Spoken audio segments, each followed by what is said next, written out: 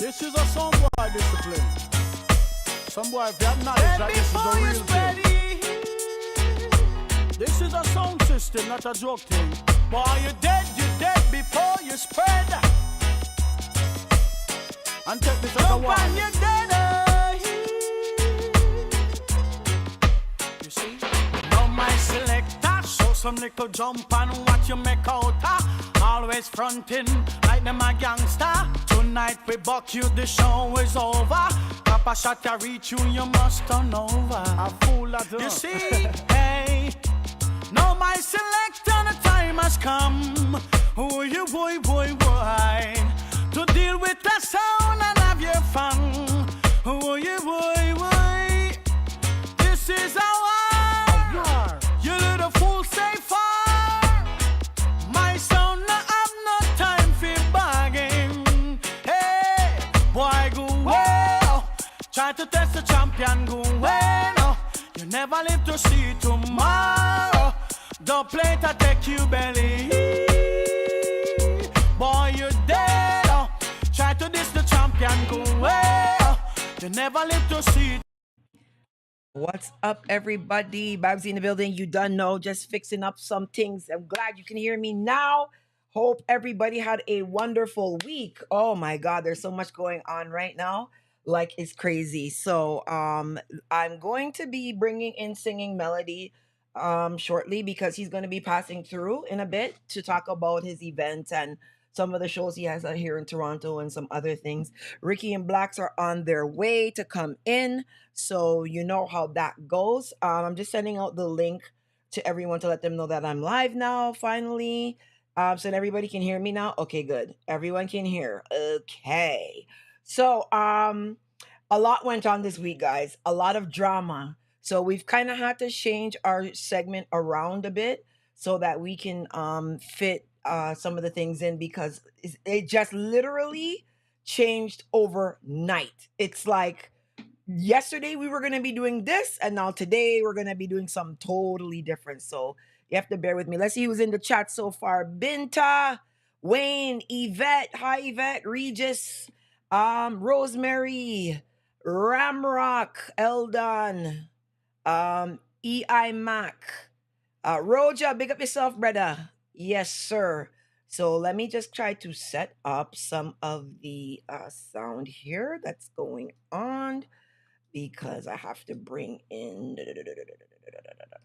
Yeah, no range. I'm there. Turn that down. Okay. Yeah. So this week was really, really busy. And for the first time in a long time, I had a good week because since the blowout that I had last week, I feel like everything has kind of just gone back to normal. We've calmed down.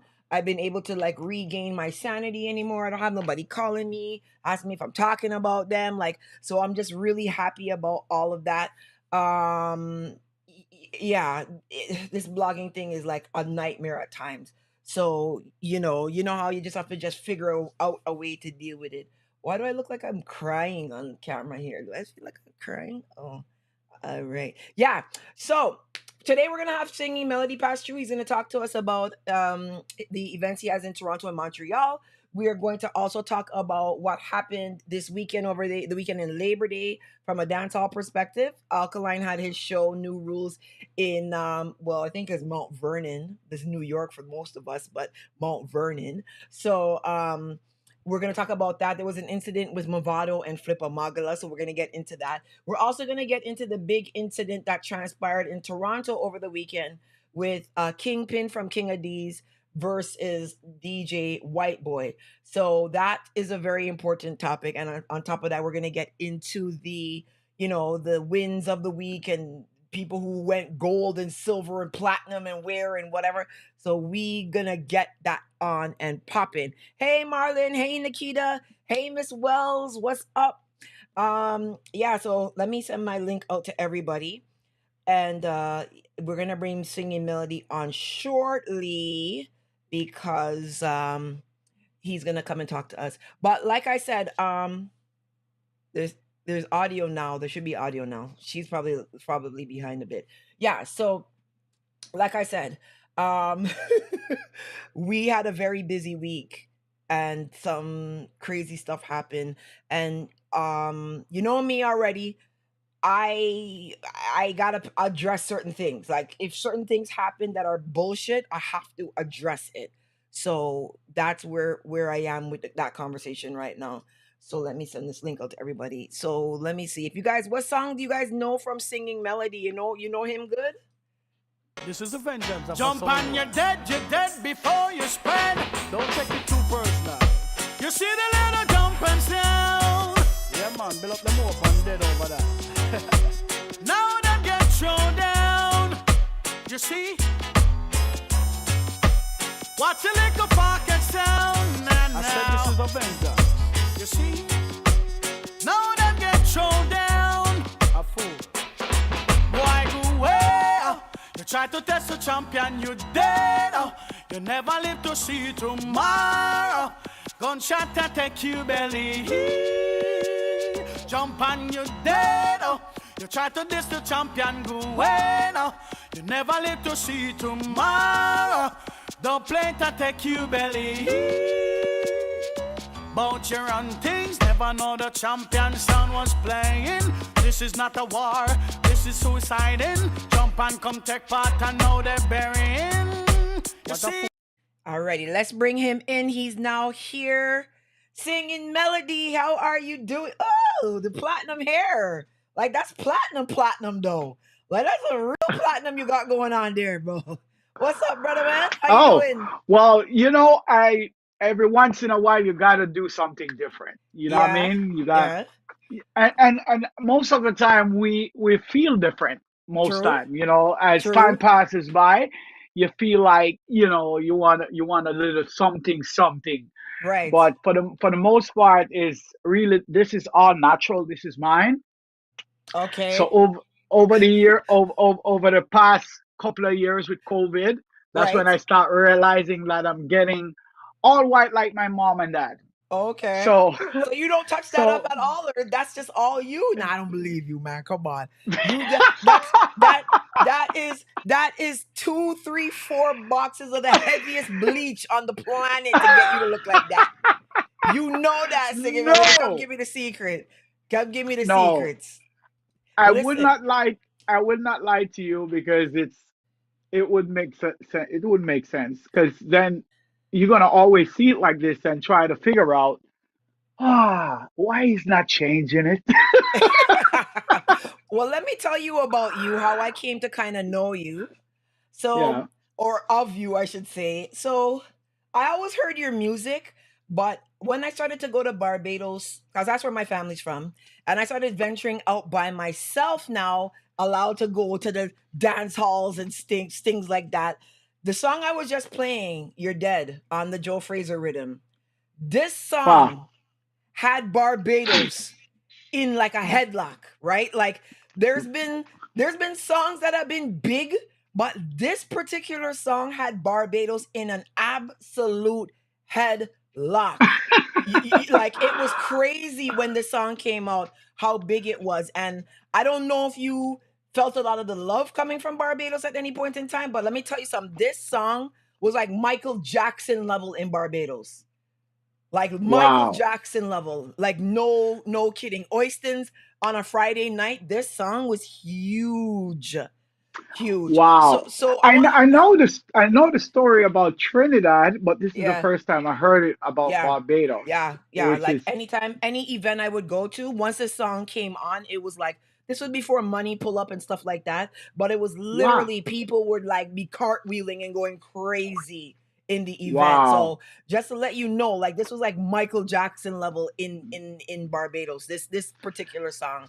So just kind of give us a little rundown. We don't want to do too much history of how you started in the music and thing, because we know with a voice like yours, we know you got to fight. We know you sang covers and they would have got pulled off radio because you was better than the original. We know all the typical stuff, but let's kind of get us like up to speed and kind of how you decided that you wanted to like be a part of dancehall, because you do have more of a church sounding voice to me. So tell me how we got to here now, Everton. Okay. Well, Oh, that's the first time I've heard that. The church voice one. But thank you for that. My mom was always I think this whole gift from the start Mm-hmm. was really passed down to me from ancestry's point of view. You know, my mom was one of those high pitched singer. You know, she used to go to like churches to sing, and you know, when people died, they used to send for her to come and sing for them and things like that. And I used to always, you know, admire my mom's voice. Mm-hmm. And back then, you know, my dad passed when I was 9 years old. So Oh wow. every everywhere my mom goes, she will take us. Okay. So if it's a funeral, if it's a dead yard, whatever, wherever, she's Mm-hmm. not leaving us behind. So she always take us with her. And people used to really, really comment on her vocals and how powerful it is. And, you know, when the yard is dead and people not raising a song, they would just say, my mom would just come out of the blues and you just hear this voice, amazing voice. But anyway, Mm-hmm. Mm-hmm. um, as time goes by, as a young child growing up, I realized I have the talent to sing. Mm-hmm. However, my mom didn't want us to do that. I didn't want me to do that because, you know, of course, she wanted to go to school and do the regular, you know, get an education and then Right. go to law school or what, or you know, doctor or lawyer. These Mm-hmm. kind of things that they wanted to be when they were growing up. You know, Right. Right. but my whole community was always about music. You know, I grew up in the dance hall actually because I grew up start lifting sound boxes, if you understand Oh, what those are. show us your muscles. And Let's see the muscle. Let's yeah, see. Go ahead. ah, and and also you know what we call, you know, the boy that goes to the corner store for all the big artists.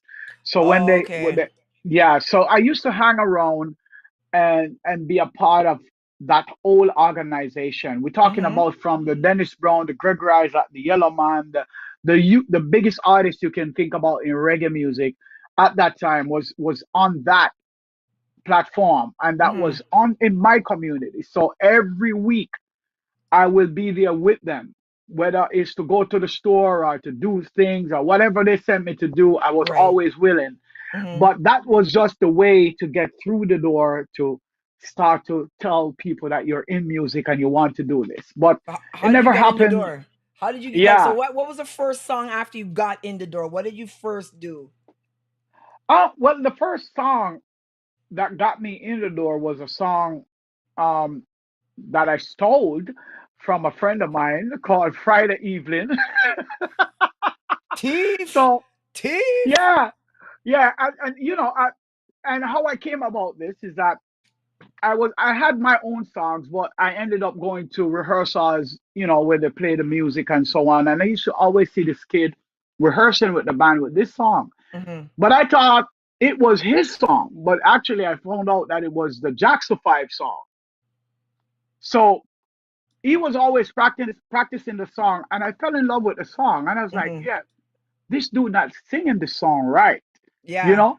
But I like the melody of the song, so I basically just fell in love with it and I took it. Mm-hmm. And the song is Friday evening, what a feeling. You know, I feel like dancing and I feel like singing. So you gotta make up the best. And I'm trying to emulate my younger voice.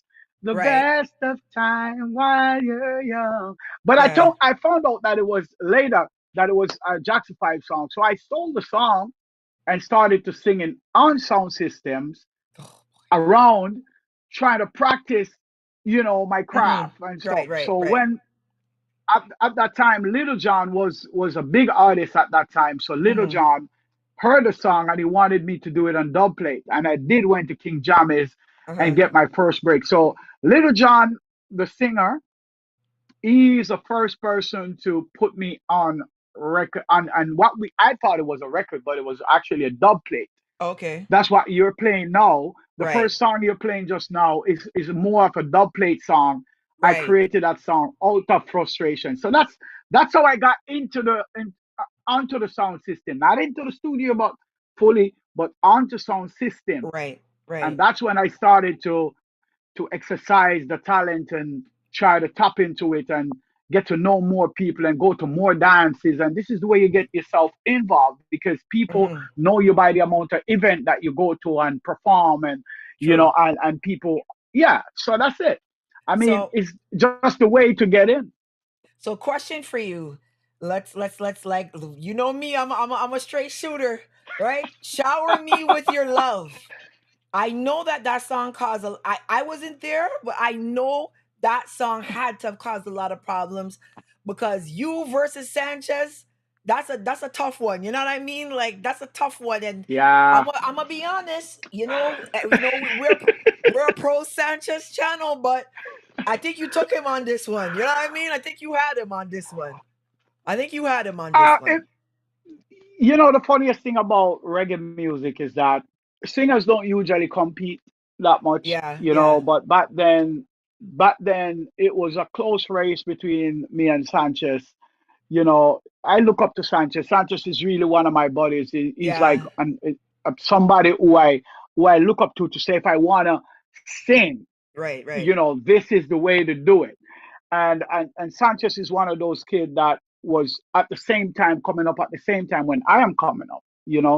And we both listen to each other's music. We both dabble into each other's styles a little bit, as I can say. So in terms of how I talk, that's how you know how I sound. I, right, I don't try to put on anything to say, well, I sing this way, but I talk this way. It's the right, right, same, right, right, it's the same tone of voice. Sanchez, if you listen to Sanchez talk, it is the same thing. He has right, his own character and his own style. So right, when Show Me With Your Love was recorded, I was brought to the studio by Sly, not Sly, but by Steely and Clevie. At right. this time, they were working on this project, and I went to the studio and had this rhythm playing. Hmm. And Wayne Wonder, me and him used to really par big time because I introduced him to dancehall. Right. So so while me and Wayne was hanging out and thing, this rhythm was a big rhythm Steely have Wayne record on it and Wayne tell me about it and we go to Steely and record the song. The song becomes a hit. And when the song become a hit, I was working at the time, so I never used to do like a lot of shows and things like that. I was doing other things. Hmm. So, of course, Barry G took the song up and said, somebody can tell me who sing this song. This is the craziest song in the world, but Right, we can't figure out if it's Sanchez or singing melody. right, right. So even though singing melody, so he's kind of picking the fans' brain, and the radio blew up. 100 people say Sanchez, and then another 100 said no, it's singing melody, and it Yeah. was like a big war, back and forth competition with Stefan. You know, that's how I actually. This is my first hit record, "Show Me the Love," and this is when I started to realize that yeah, I can really do this. On a level I can really do this. So I Hmm. started pursue music full time. Okay. Okay. So, Marlon Newby was a regular on our channel, very diehard reggae dancehall fan. Wants to know, like, how did you guys come together with Lust and make the group? And like, do you prefer to sing solo or do you prefer to sing in a group? Like, non-controversial, but like, which one do you like better? So, how did you guys come to join together and make Lust? And Ricky Turbo has just, Ricky Turbo. He's just Yeah, oh, you're not ready yet. Okay. salute. Okay, Ricky, let's take you out there. So, yeah, so yeah, so how did you guys make Lust? How did that group come together? Well, Lost was always family from early on when we started our career. We basically grew up together in the music Mhm. industry. Mhm. So I met Thriller you at King Tubby Studio back then when I Mhm. was trying to get into the recording field. And Thriller you at the time had his first big song, which is Juggling. And then shortly after that, now I met Lukey because Lukey was in a band called Firehouse Band, Right. and Firehouse Band was the band that makes the most of the rhythm for King Tubby Studio. Mhm. So that's how I met Lukey.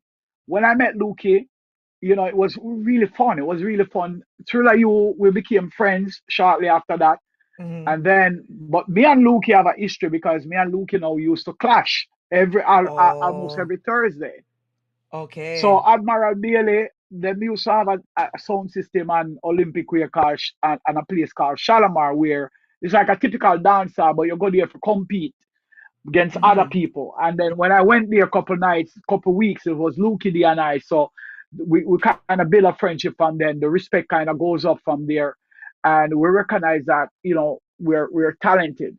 And then shortly after that, we when the careers blew up and everything, Luki actually migrated and went to Detroit. I think he was living in Detroit at the time. So he actually loved this group thing from day one. So we always used to talk about many groups and the type of music that was playing on the radio at the time, but it was Mm-hmm. fading out, such as the Mighty Diamonds, the Paragons, and all these groups harmony sounding song. Mm-hmm. And they were dying out at that time from radio. Solo career was taking over, more like the individuals, not group anymore. So Luke and I, we always used to have the conversation and thriller you that one day we're gonna replace back harmony music to radio. Mm-hmm. And so three of us always used to practice when we link up at the studio.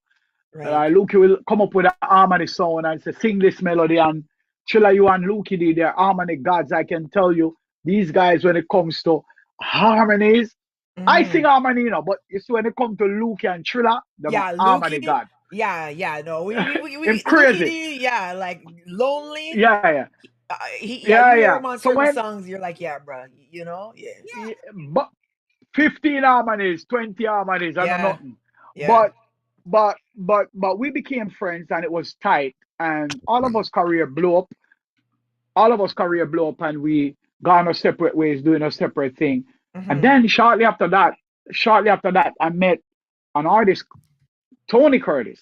Oh So yeah. I used to go to Ocherios to go to different studio, link up with Roof International. They used to have a club that happens every Friday night or something like that. I used to go Mm-hmm. there and showcase your talent. So I met Tony Curtis. And then Okay. shortly after that, I met Jigsy King. So I used to Oh. always tell him, come to Kingston, come to Kingston. When you come to Kingston, I'll take you back to country because they wasn't driving at the time. Mm-hmm. So we used to link up at the studio. And then I think I introduced Tony to Luki and Trilla. And Mm-hmm. then from there, it's like we have such a bond and a friendship that was just so powerful. Yeah. And then when we start to look at each other career now, we start to say, yo, this are the group.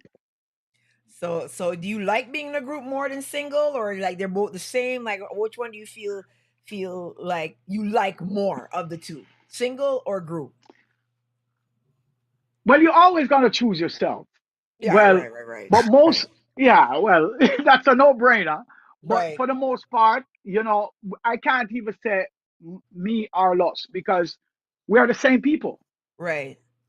I hear you. We, without singing melody, there's no loss. Mm-hmm. Without Luke D, there's no loss. Without Trilla U, there's no loss. Without Tony Curtis, no loss. Right. It's one sound, one artist. So when you say loss, it's not like you're talking about four. Yeah, yeah, it's four persons make up the group, but you're talking about one entity. You know. Right. So Right. this is how the humility kicks in now, and certain things really start to govern, and we start to realize the value of each other, and Mm-hmm. start to realize what we bring to the table, so it becomes one. So I love performing with Lost. Anytime you give me a Lost show, I'm always happy to perform. Mm-hmm. You say singing melody, it's a no-brainer. It's easy. And that's the power of Lost because you can book us individually or you can book us Right. as a group. Right. So, do you have any singing beef out here? Like, you got problems with like Everton Blender or somebody, or you like good with everyone? Like you want to be a You Anthony Malvo? Like you got beef with anyone out here? We're just nosy. You ever I'm you ever telling you, you, you singers ever don't. so you never took away Sanchez girl one time, and you never had an issue with no major mackerel. Was that you when he was talking about you? Like tell me, like you can let me know. If there was some beef in the streets, we'll take care of you. We have your back out here. We have All your right. back. Yeah, Well, well, it's good to know that you have security. I have the security, but unfortunately, you know, I was just saying this to someone the other day. yeah. Maybe I need a little mess. Oh yeah, we can start some mess. Let me think of somebody good for you to clash right now. Like But how about but 450 music? Throw some words at 450 music right now. The youngin, let him know. Just be like, yo, youngin, you see these shoes? They're big, bro. I ain't no foot of hype, man. My shoes is bigger. Like if you got a problem 450, let me know. yeah, yeah. Unfortunately, I am very, very lucky to be one of those artists that doesn't carry any form of scandal or Yeah, negative energy yeah, because my personality is all love. This is how I get to sing most love songs so well because I truly believe in what I do. right. Love is something that I embrace, and I just try to do that with me Mm-hmm. every day as a person, Right, not just as a singer, but as a person. So wherever I go, wherever I do, whatever I do, it's all just love. Check People one, love two. singing melody just because right, of this right, guy. right. It's not. Yeah, so people, I didn't have any beef with nobody. One time there was a small little thing that was clearing up, that the audience was clearing up with Sanchez and me. I That think me, Rory I was from gonna Stone ask Love you about that. start. Stone Love Sanchez, start this. Sanchez. Yeah, I was gonna ask him a question about that, yeah, Babs. Yeah. yeah, man. Go right ahead, bro. Go right ahead. Am I on live right So now? Yeah, you're on the yeah, live. Yeah, yeah, yeah. Oh snap! Okay. Yeah, Didn't go know ahead. that. Mr. We hear Melody, you how are good. you, sir? I am good, man. I am good. I'm good, my brother. Good to see you, man. It's been a minute. Boom bang, boom bang. The first time I saw Yes, you I. was Scarborough, maybe 1991 or two or something like that. When you came to Scarborough with a Yeah. show with Cutty Ranks in your very Yes, early years, sir. right? Very earlier. I tell the story Reggae the other day, man. and I tell the story the other day, and I laughed to death on an interview. And listen. The first Mhm. time I came to Canada was 1990. I knew it was like Uh, that, 91, 90 or something like that. Yeah. so, so, so not with Cutty this time. That was the second time.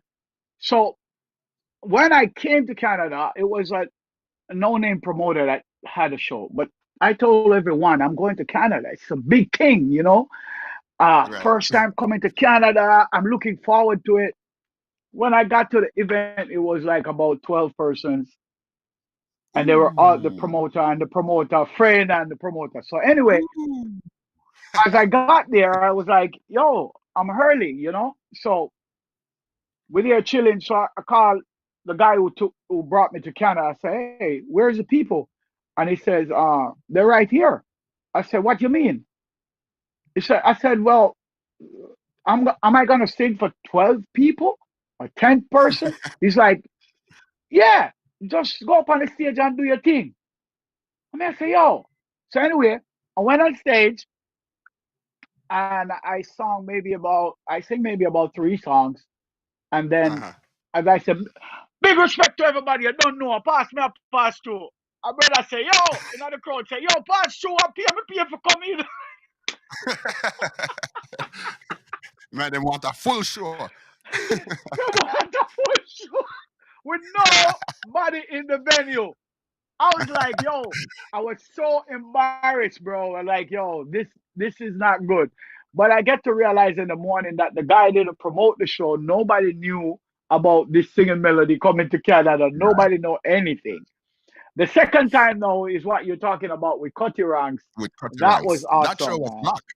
Yeah, that show was a roadblock. Yeah, Yeah, man. yeah, It man. was weird because when we first heard your name, because we're coming from the days when we used to go to a record store and them I play the record them and you have 2 seconds to hear the song and then choose the song.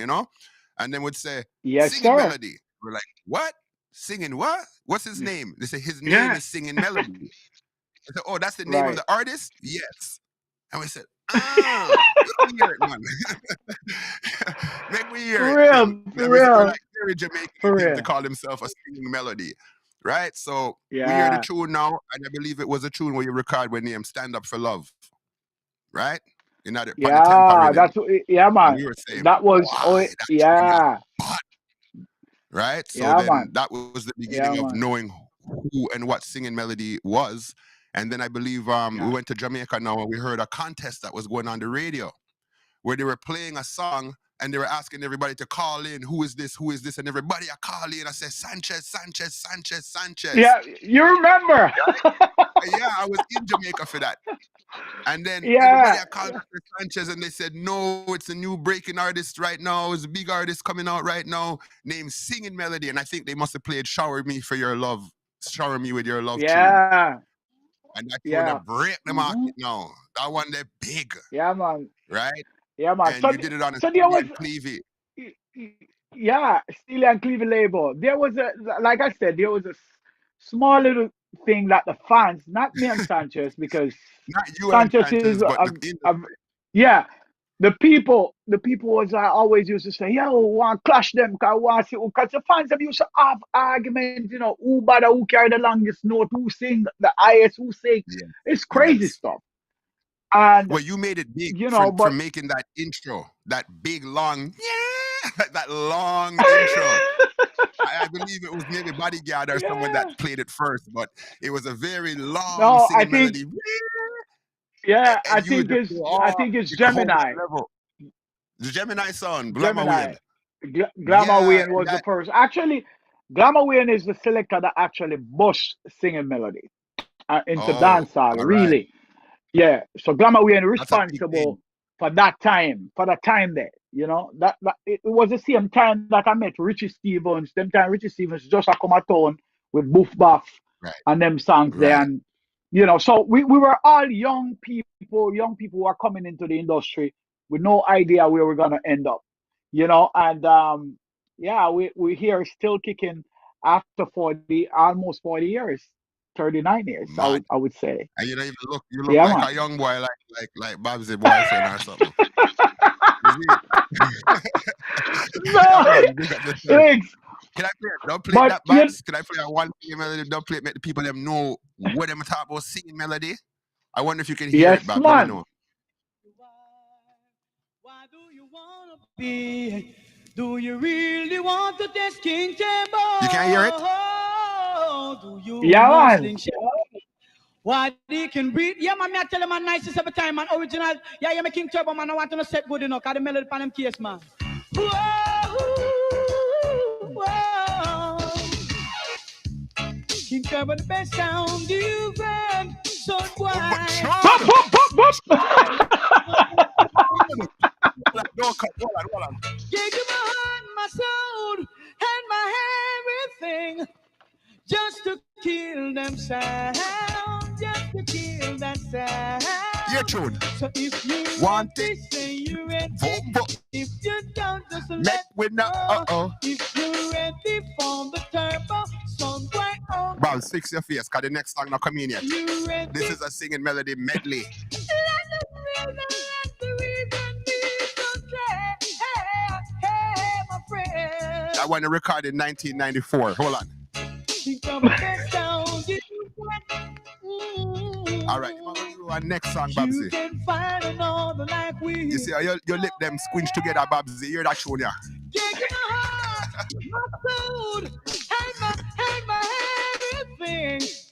Just to kill that time. Hear that voice, man. So if you ready, say you ready. If you don't, just let Babs, back in the days we used to cut dub plate, and if the artist did more than one song, you dub plate big.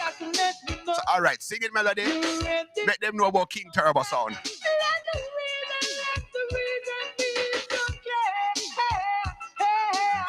All right, hear the next big tune now. Listen. You talk about sound.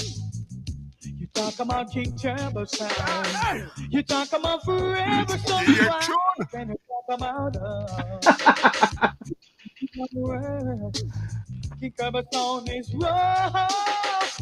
Believe it when because when the Romeo and Virgo just sing about that tune, but listen how long King Turbo plays singing melody. you don't understand. Because soul provider dub plate style Babsy uncross your arms. The fool and turn of King Turbo sound, but some why I wanna be King Turbo, them soldiers.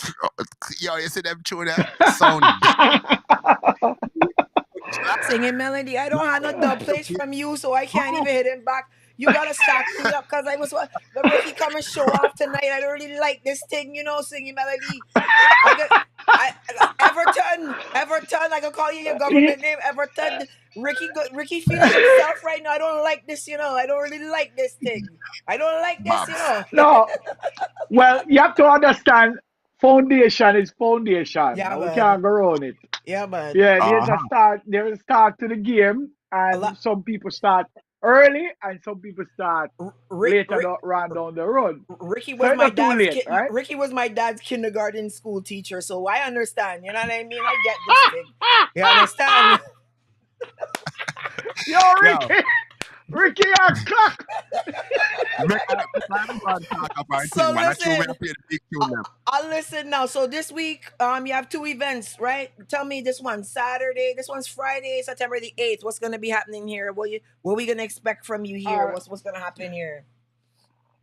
well, first thing first, I just got to tell you that I will be on Friday. I will be at the JCA Right, in Toronto, and right. that is gonna be a epic event because I am celebrating 40 years this year Mm-hmm. in the music, Woo. and I just want to summarize the old idea of when I first came to Canada and was Mm-hmm. introduced to Canada. I decided I love this place. I want to build my career here. So I spent a lot of years coming to Canada. Most of my travel, Canada is, I think, is the number two country that I've been most in the world.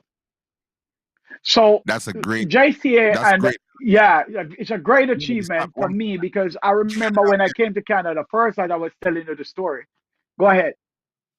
No, but as I said, Canada is one of the hardest market to break. People don't realize that till they get here, and then realize the amount of yardie where they are, and people were up front is here in Toronto, and Right. people don't realize that once you break the market in Canada, in Toronto, you You're pretty much good. have New York Yeah, and them places locked. Mm-hmm. Once you break Toronto, yeah. you're locked on it. And I tell you, one of the things that motivates me to really kind of take time out and build my career in Canada. I was just looking at Spotify artists artists, and I was looking at the back end, and Canada is like number two. Like I tell you, is number two in the world. Like the most fans I have is number in Canada. The only other country is really just the United States. I have most of my fan base. But Canada, Right. the reason why I really at the time specialized to come back to Canada because when I first came, it was only 10 people. And I was I like, know that. Okay. no. Right. But I thought it was me. I thought it was just me, the artist. But then I realized that the guy didn't do a good job. So I said, you know what? I'm gonna make sure going forward from here that You're gonna be I make sure that yeah. anybody who's taking me to Canada will do the job and will make sure that because them shows back the earlier shows them come through me because back then they never really have no real manager that really have Right. no special interest in managing artists. So the artists them used to just take a money and go do them thing. You understand? But Yeah. as you start to get more mature in the business, you start realize that oh, this is a business. This is not a corner shop stuff. This is really serious stuff that we have to pay attention to details and so on. So I decided to spend all that time working over the years, just building my career in Canada. And of course, on the 9th, I see you Yeah. just put up the 9th Littleburg on Yeah, the yeah, yeah. festival that's in Montreal, and that's Okay. Saturday. Yeah. Park Okay. Venice. So Friday is Toronto, Saturday is Montreal. Yes. Yes, Amazing. yeah, Yeah. So you're yeah, still man. booked and Special busy. event. You're still booked and busy, Yeah, man. always. Well, always. So I mean, like I always tell people, don't follow the hype but try to know about this industry is so wide so sometimes you can't even keep up with the artists them that coming in and who are been here for a while because the people who have been here for this long we are working in the back we are doing things that most of these guys are not doing we are going True. far True. as we call it far to introduce reggae music to people and to go different place over the world where we can yeah. be able to bring the music. Right. And we leave now the younger ones in the back now for go and keep the vibe going and make up the nice them because they might introduce themselves into the market too. So people now are gonna get time out to listen to them people while we gone deal with the thing. So that's why Right. when you go to Europe and you go certain places, you see we are performing for 70,000 people. It's a matter of keeping the banner of reggae music flying high and Jamaica flag. So people, them can even know to grow up and come right behind that and then get a piece of the pie there because the pie is big enough for everybody. You Right. understand? But we Right. are still here So doing the work. So next time that's good. you come around, you're gonna bring the posse. You're gonna bring the 3 others with you. We're gonna interview. Like, tell me how this is gonna go, because you gotta come back another time. You gotta come back You again. know, say what? Say what? Me and my brother them in an argument. You call them on them pussy. Long time I don't hear that word, Just tell them I'm Turbo. Bajan. A Tell long them I'm time I don't hear. Bajan. Tell them I'm Bajan. So that's You how know, Bajans is talk, right? Don't tell them. Tell them I'm not a Jamaican. I don't mean posse like that, right? It is no man, with I Clint Eastwood. understand. Yeah, right. Jamaicans use pussy too, but that is an Asian thing. Yeah, Okay. well, So like if I the say, passing- right now if you're going to dance, I say, big up all of the pussy them say, yeah, it might come from about 1960. Him know about the 69. pussy thing. You trying to say I'm old? You know what? You trying to say I'm old now? Once no, once you say the word pussy, them Yeah, know why you have to say after that. next. That's Trust me. like going and saying dibby dibby. When you say dibby dibby, Yeah. your age right Yeah, dibby dibby. 1990. No, something not right. You have come from a If you place where nobody don't remember. But on a serious Yeah, note, yeah. mad, I'm here. I just want to tell you guys that I am very very active. I'm currently working on my next project right now. Right, Um, I knew I was gonna do the interview, so it falls right on the time when I was in studio. Because normally I don't like do interviews in the studio. I right. like to do it at I have special place in my house where I do interviews and stuff. But I just happens to be in the workshop at the time. I just say, you know what, let me do right? this for the first time. This is the right Mhm. Hang one. out with you This is what. guys and well a good vibe. Right. Well, So Melody, let me ask you a go question. on. Yeah, Sorry, Babs. no So problem. Go on. Melody, the people that want basics, like not what is your favorite color and all these things, but you can know because of your hair still, but more like what was your favorite artist in Jamaica when you were coming up? Because we all like I said Dennis Brown and Bob Marley, but is there any other artists other than Dennis Brown and Bob Marley that inspire you a certain way? Because more that say Well, like, for actually, example, I would take Bob out of it because Bob wasn't really my favorite artist at that time. I grew up to learn about Bob.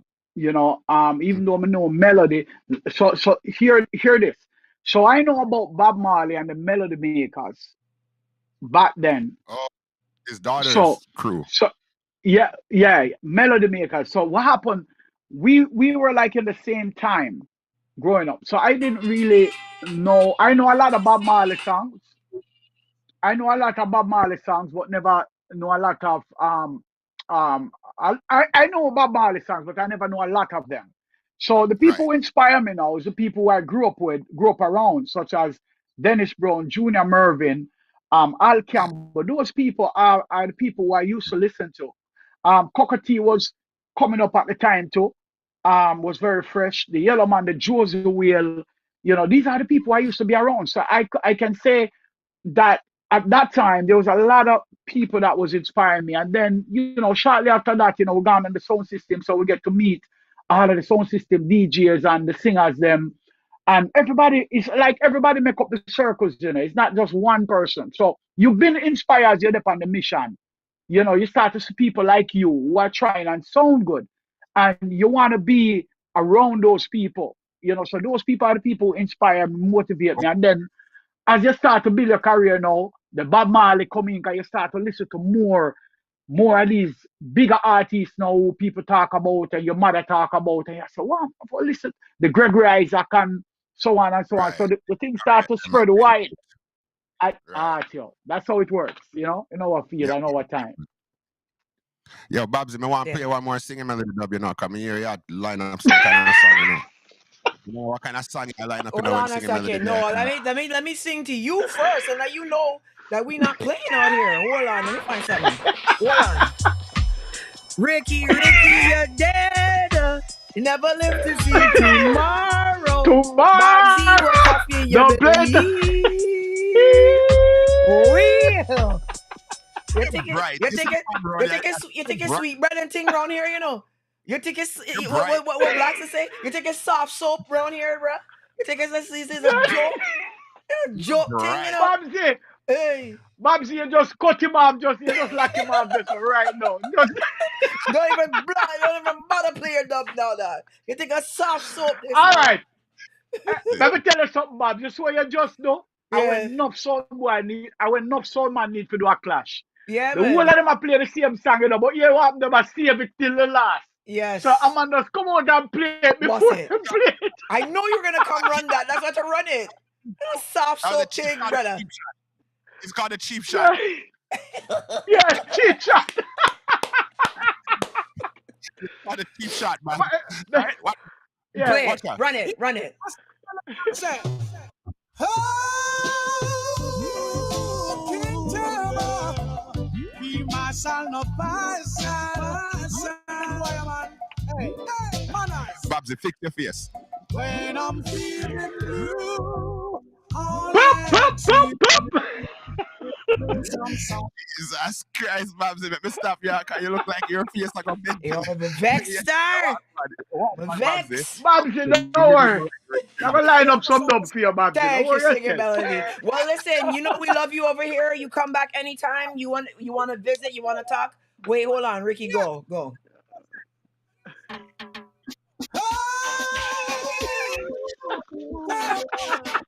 You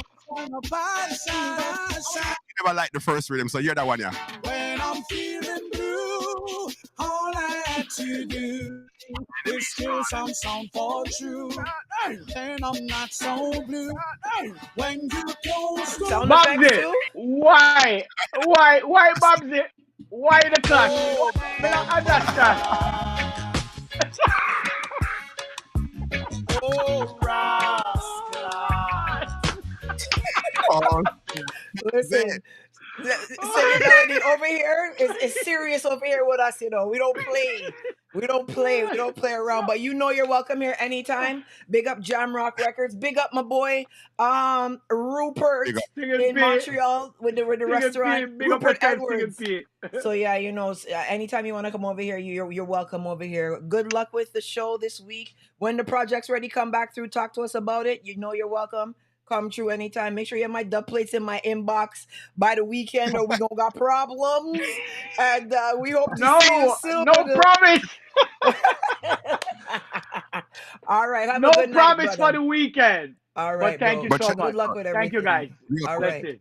respect. Yourself melody every time. All right, So yo, if you Blessings. want any All right. the dub plate, be good. link with, cause you know, say the link legit right here, singing melody dub plates. If you want that, you link up right here. Yo, Babsy, you Hey, don't bother. Watch out, hold on there. Whatever.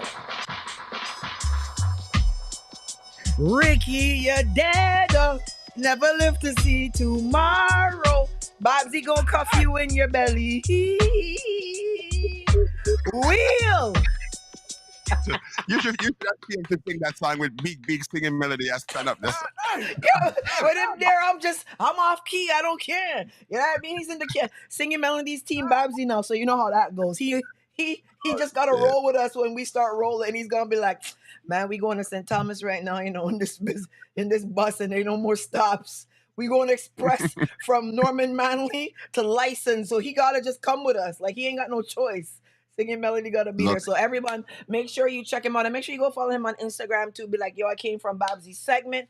Those of you that are watching on the replay, make sure you go and give these artists some support. You see how they come and they interact with us and they run some jokes and thing.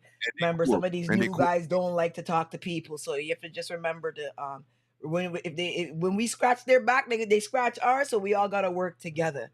So Ricky, what a week we've had. I don't hear you right now. Oh, there you are. can you hear me now? I hear you. Yeah, I hear you now. Do you gotta cut? Yeah. Or do you have to leave do you have to go for a sec or? Just for 10 minutes and I'll be back though. So I think I'm gonna start the topic by myself then, with Kingpin and DJ White Boy. Oh boy, yeah, that's a topic that maybe blacks is probably better suited to handle than me, because Kingpin and White Boy situation is very political, yo. Highly political. I am hold on, let me see if I could get the video. So guys, quickly before Ricky goes, an incident went down in Toronto last weekend where Kingpin from King of D's was assaulted by DJ White Boy. I have the video that of the incident, and I am The fucking play, just let me play, my nigga.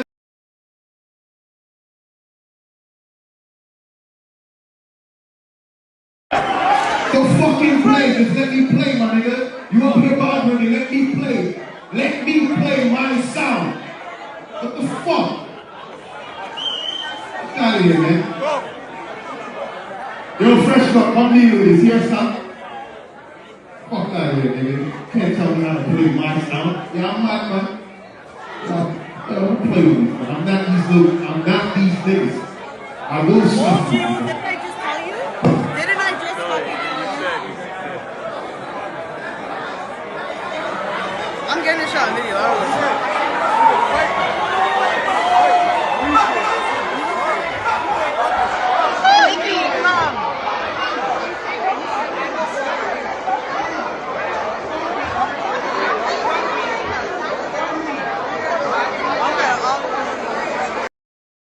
Okay, so you can Wow. see there was a scuffle there. I'm also going to show the incident that happened over the weekend with Movado and Flippa Magala. So Oh with yeah. Movado and Flippa Magala, they're at Alkaline Show, New Rules. And basically what ended up happening was Flippa came out to perform with Movado, and it just kind of looked a little bit not cute-ish. So Hold on. we're gonna set Question. this up. Huh? Mobs, don't play it. Don't play it. Let me ask something. Did you say Flipper Mafia? Yeah, he's out of jail. So this Yeah. is your So here's the segment here now. Yeah. So this is the segment here, and I'm gonna run that quick so we can take a look at it together. Right? So let's see that. Big up.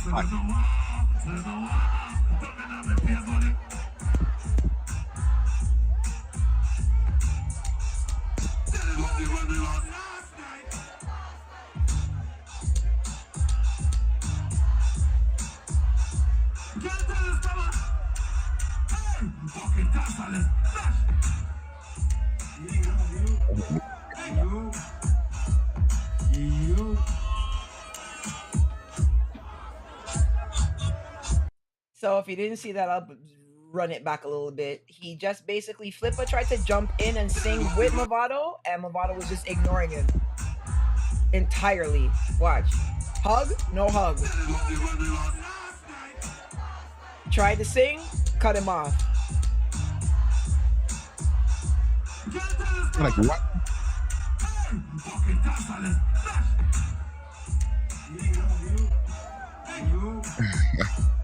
Tried to hug him again, walk past him.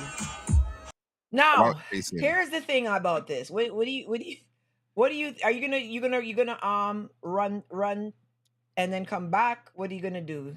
I'm gonna run and come back, but that looked like a bag of clout chasing to me on Flipper Mafia side. He was just looking. He's fresh out the Bing. He wants to get back up on top. Mavado's on stage. He probably had a link for that stage. Ran up on the stage. That looked like a clout chase. Damn. Right. Right. God damn. All right. So you gonna roll out now? I'll be back. Okay. All right. Cool. So yeah, guys. Oh my God, so here's what I think about that, because I know a lot of people are gonna be like, "Oh my God, Flipper, he my value." This is what people need to understand, and I guess this is what I mean. People don't really see eye to eye on a lot of stuff. Movado is a top tier, top of the echelon artist in dancehall. Don't care if he has a relevant song now, last week, whenever. Movado's a top tier artist. The same way Vibes Cartel is, Idonia is, Busy Signal is, Bounty Killer, Beanie, whoever, right? Flippa and Movado might know each other in real life, and they might be cool in real life. That doesn't mean that you run on in the middle of my set if I didn't even authorize you to come on with me and say, yeah, come and drop a tune. People feel like Movado is feeling himself and this and that, and I totally disagree. I feel like Movado is his own artist, and somebody run on in the middle of his show, don't matter who it is, it has to be an artist bigger than him, right? Like if the baby ran on right now, or Lil Baby or Lil Durk or one of them, maybe Movado might have played it differently, right? But like Flippa Muggle is not an artist. He has some songs. He just came out of prison. You're not an artist. You can't run on the top. You can't run on a show with a top artist. Like those days is not now. Like you've been in prison for a while, so maybe you don't know how out here runs. Like you need consent to come on a man's segment like that. The only way you can come on a man's segment like that is if he calls you up. He didn't call you up. You can't just come roll up on someone's performance like that. So people are giving Movado the wrong. I don't give Movado the wrong. Movado has a right to be like, yo, dog, I didn't call you up here. Why are you up here? Like, don't do that. You know what I'm saying? And this is one of the things that annoy me anytime we have to talk about dancehall. It's always this entitlement thing. Like, oh, well, the man them know one another. So what, bruh? So what? You don't know how my performance might have got cut 10 minutes. You have no clue what my performance consists of. You have no clue if Bobby Schmurder's gonna come and run out now. So you can't just come and walk in my performance and expect everybody to kind of just be like, oh yeah, flip it. No, you know what I mean? And I don't want nobody to think that there's an issue because Country Hype is Team Babsy. You understand what I'm saying? Like, we good. But for me, because Country Hype is doing road with Flippa now, and like they're brethrens and whatever. But at the end of the day, if you're wrong, you're wrong. You can't walk up in the middle of a man's performance and then just you're behind him on top of that, right? So he doesn't even know who it is that's coming out. You just start jumping on the rhythm. Nah, bro. You can't do that. You can't do that. It's time for dancehall artists to start understanding that there's a level of professionalism that you have to have, especially when you are touring and going outside of Jamaica. You understand what I mean? Like maybe in Jamaica you run out and do certain things, but out here, a lot of these things are run by structure. A lot of these things are run by, like schedule. Like you can't just run on a man's performance. And then now, because Movado wasn't so receptive to him, it's like, oh, Movado, a batty man. And no, he's not. He's a nigga that was performing. You ran on his performance. You were not invited, and you got treated like you wasn't invited. That's all that happened. Movado didn't do nothing wrong. Movado did absolutely nothing wrong. So I don't know why he's getting a beating out here in these streets, because I think you guys just like to beat up on Movado for the sake of beating up on Movado. Because I don't think that he did anything wrong. I think Flippa needs to chill out. You just came out of prison. It's a different time. You know what I'm saying? It's the different era. You've been in the pen. What? How many years? How many years did Flippa end up doing? I don't even know. But I'll tell you this. You gotta chill out. You gotta chill out. Like not everyone is on that anymore, where you could just run out and do what you want to do. Like it's different times. Plus, the block is hot and certain other things. You gotta be careful. People just running on and think you can't just come and run on and be like, yeah, like, nah, I didn't respect that move. And then what I really don't respect even more is how people just seem to think like, Flippa had the right to come on and Movado should have just allowed him to come on. And I don't agree with that.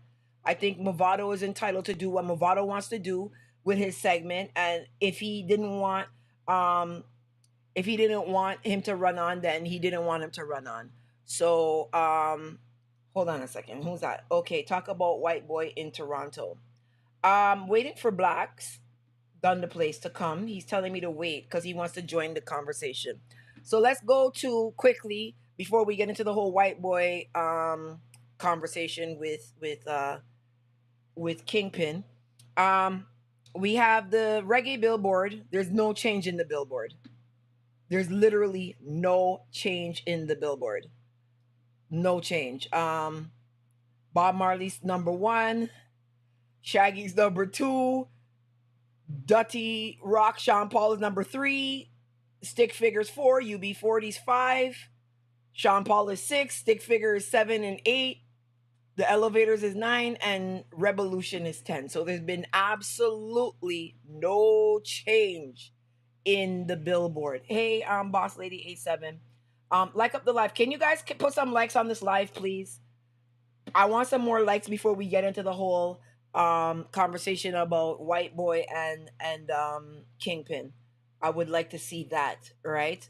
Let's get quickly to the accomplishments of the week so we can do our clapping for people. Whoever got on the billboard this week. So Bob Marley and the Wailers, Waiting in Vain is certified gold. Certified gold in the UK. Let me give you my applause for that.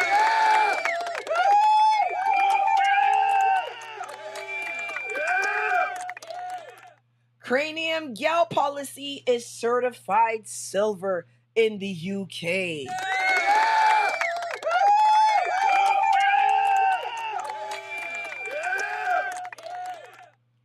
And any other accomplishments of the week? Don't see them. I'm going to be doing a conversation about the Caribbean Music Awards on Friday in the Soca segment because I don't think it fits well in this segment, especially some of the issues that I have with the event. Yeah. So, okay, Blacks. You say so I'm ready? Okay. So let me play this again. Don't fucking play, just let me play, my nigga. You up here bothering me, let me play. Let me play my sound. What the fuck? Get out of here, man. Yo, fresh up, come deal with this, here, son. Fuck out of here, nigga. Can't tell me how to play my sound. Yeah, I'm mad, man. Yo, don't play with me, man. I'm not these niggas. I will suffer. Didn't I just tell you? Didn't I just fucking tell you? I'm getting a shot video. I don't know.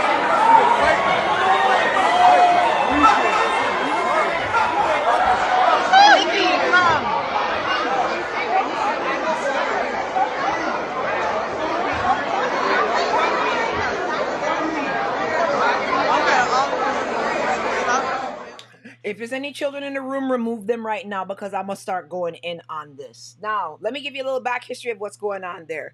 White Boy put on this event. This event is actually King Adi's 40th anniversary event. This was a celebration of them being in dancehall and reggae as selectors for the last 40 years, okay? So understand the dynamic here. White Boy brought Kingpin to this event. And then White Boy jumped and sucker punched him from behind because White Boy was getting aggravated, saying that Kingpin was not playing the dubs aggressively enough. Kingpin was focusing more on the juggling, and it looks like White Boy wanted Kingpin to kind of go a little bit harder on the dub plate front, and he was kind of standing over him, egging him on, like, yo, change up, to the point where you see the video starts. This is where Kingpin kind of gets fed up and is like, yo, fuck you. Like I'm done, right? Now, on any other day, what White Boy should have done is if he felt violated, he should have just taken the mic and been like, yo, pussy, go suck your mother, rah, rah, rah, rah. Typical dancehall type of back and forth. But what he did was he went around and he sucker punched Kingpin while Kingpin was packing up and going away. So Kingpin didn't even see him coming. Now, I understand the politics in this conversation, but that's why I'm very glad that I don't have to go in Babylon Kingdom and beg nobody no bread. Let me give you the real deal on this, and this is why this is absolute bullshit against Kingpin. First off, Kingpin is from New York, right? Clearly, he's not here with Steppers and Badman and Shutterman in none of that. He's coming to an event in Pickering, Ontario for his 40th event for the sound that he plays with. He wasn't there 40 years, obviously, because I don't even think Kingpin is 40. But he was there celebrating the 40 years of King Adiz. King Adiz is royalty in the Sound Clash world, okay? I don't care what nobody says. I don't care what no one has to say. King Adiz is royalty in the Sound Clash world, along with Metro Media, Stone Love, Poison Dart, Bodyguard, Bass Odyssey. There are certain sounds, Jarro, you know what I mean? You don't, Maximilia, There's certain people that you do not violate under no circumstance. This looks horrible to me. First off, DJ White Boy is not Caribbean white. So he's not white like White Yardie. He's not King Bubba. He's not Red Boys. He's a Canadian white boy playing reggae and dancehall, right? Now, I don't have an issue with him being a part of the industry. I have an issue with him violating royalty in our industry. That's where my problem comes in now. You don't put no fucking hands on no fucking like legendary sound, man, ever. You're in here. We can't go and fuck up no Jewish person at no Jewish person event. We can't go fuck up no Chinese people at no Chinese people event. The fact that you had the fucking gall and audacity, white boy, to put your hands on Kingpin, bruh, you need to get checked. I don't get bookings by you. You can't book me anyways. So I don't need to keep the peace with nobody. You're out of fucking timing, bruh. You a white dude in Caribbean entertainment, making money from Caribbean people, and you putting your hands on Kingpin from King of D's, bro? Have you lost your fucking mind? Have you lost your fucking mind? You gonna sucker punch somebody from King of D's? If that was Mataran, or if that was Ricky Trooper, or if that was Foot of Hype, it would be a different conversation, bro. You don't put your hand on no motherfucking Caribbean legend. We let you in here, bro. You don't fucking fuck around nobody in the Caribbean entertainment industry like that. You want to slap up some of these Toronto selectors that grew up in fucking Malvern or whatever, that's different. But when you bring in high-level royalty people to come and you brought them here, you don't put your hands on them. You fucking crazy? You fucking crazy?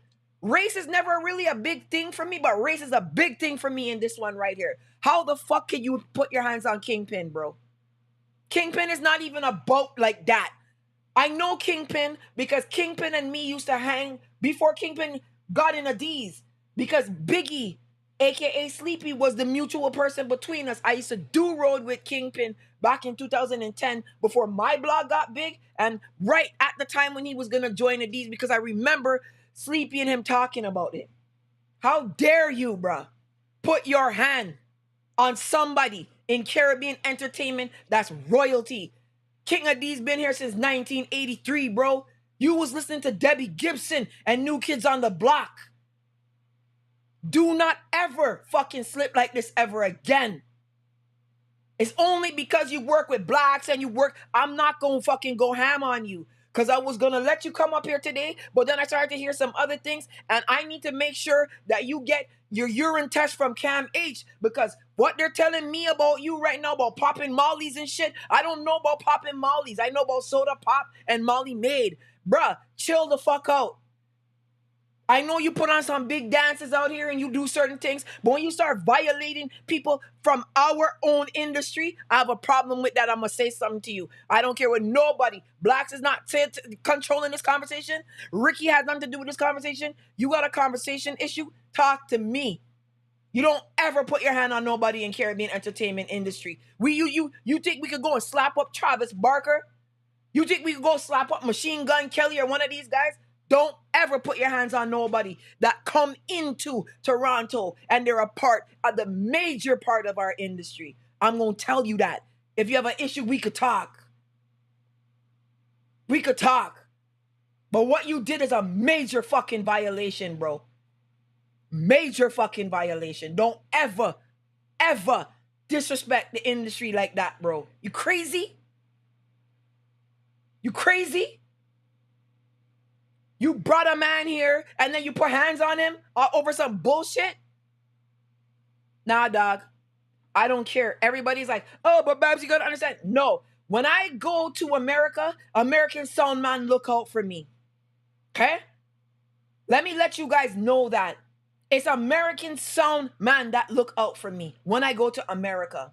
One of the first times I went to America, I post up on IG that I'm there, Jimmy Spliff linked me and told me to take it down. He's like, Babsy, be careful. The block is hot out here. Here's where you gotta go. Go to this place and get your food.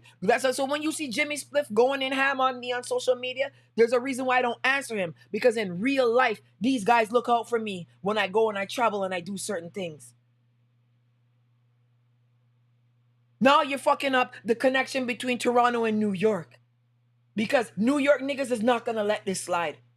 King of D's is one of those sounds that got stands like the Beehive for Beyonce. You fucking sucker punch somebody that wasn't even fighting and looking at you. That's whack. That's whack. And everyone's afraid to talk and everybody, because white boy puts on this event and that event. Dog, that's whack, bro. Fully whack. You cannot come in the industry and put your hands on people in our industry. You crazy? You crazy? Somebody could go and put their hands on, like, this pissed me off. And then today, hearing like the back and forth and certain things, I'm like, listen to me. I don't give a shit about nothing. Take the mic back, run your mouth back. Suck your mother, Kingpin, Batty Boy, Ray. You don't fucking go and sucker punch a fucking man from King of D's. And you're white boy?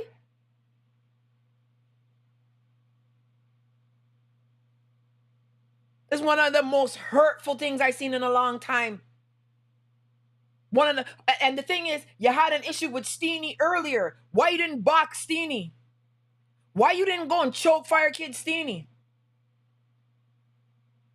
You didn't choke Fire Kid Steenie because Fire Kid Steenie's from Toronto. And you know that you might have fucking put your hands on Steenie and then it might not have gone easy for you. But you're going to put your hands on somebody who's with no steppers. None. He ain't got nobody with him. And you got and fucking sucker punch the man. Bruh, them things is whack.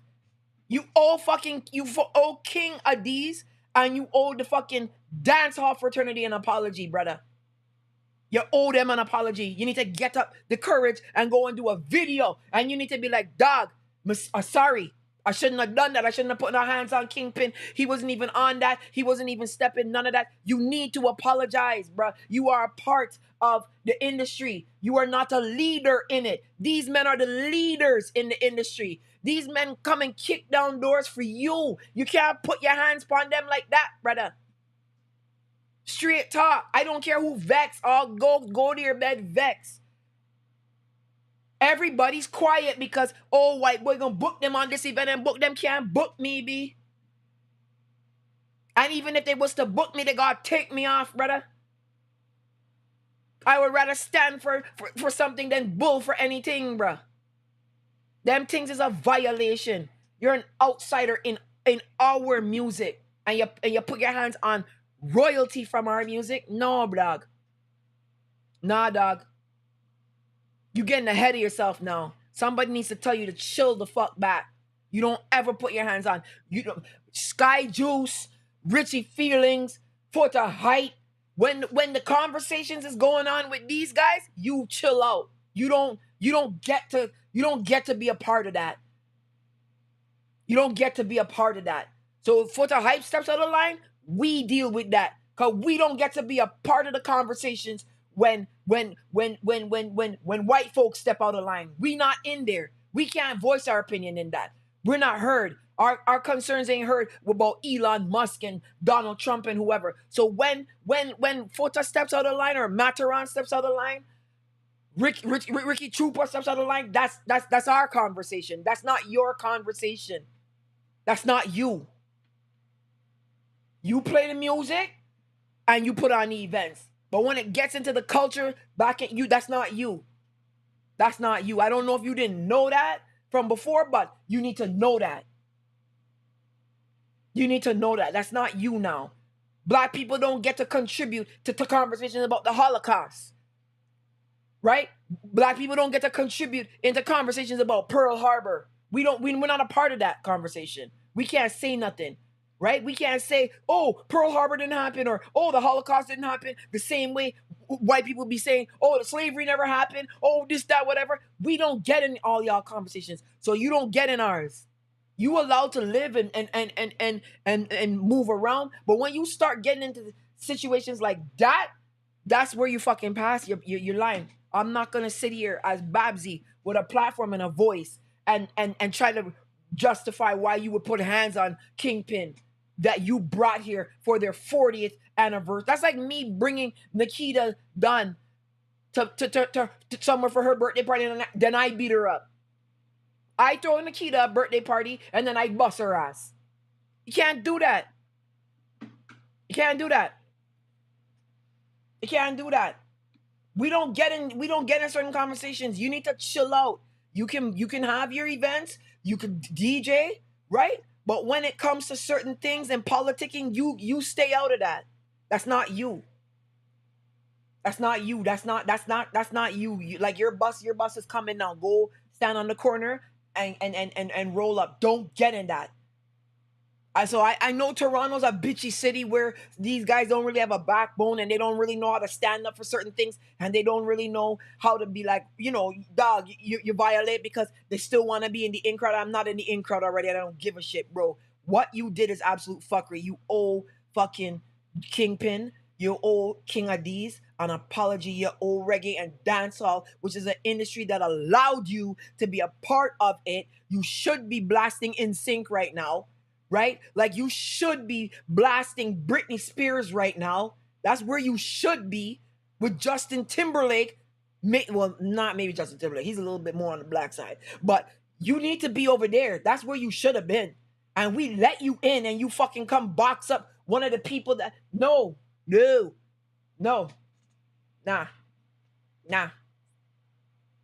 You not... No. Nah. Absolute fuckery what you did. And you need Dragon for that. And like I said, I don't normally, like when it comes to sound and sound man, a lot of, like Kingpin can handle himself. You know what I mean? But me, with the platform that I have and the voice that I have and the amount of people that are listening, there's no fucking way I'm going to sit here and be like this while this guy just come and bitch fucking slap Kingpin for no reason. Like, bro, no. And anybody trying to justify why White Boy put hands on Kingpin is full of shit. Go chill with Massa.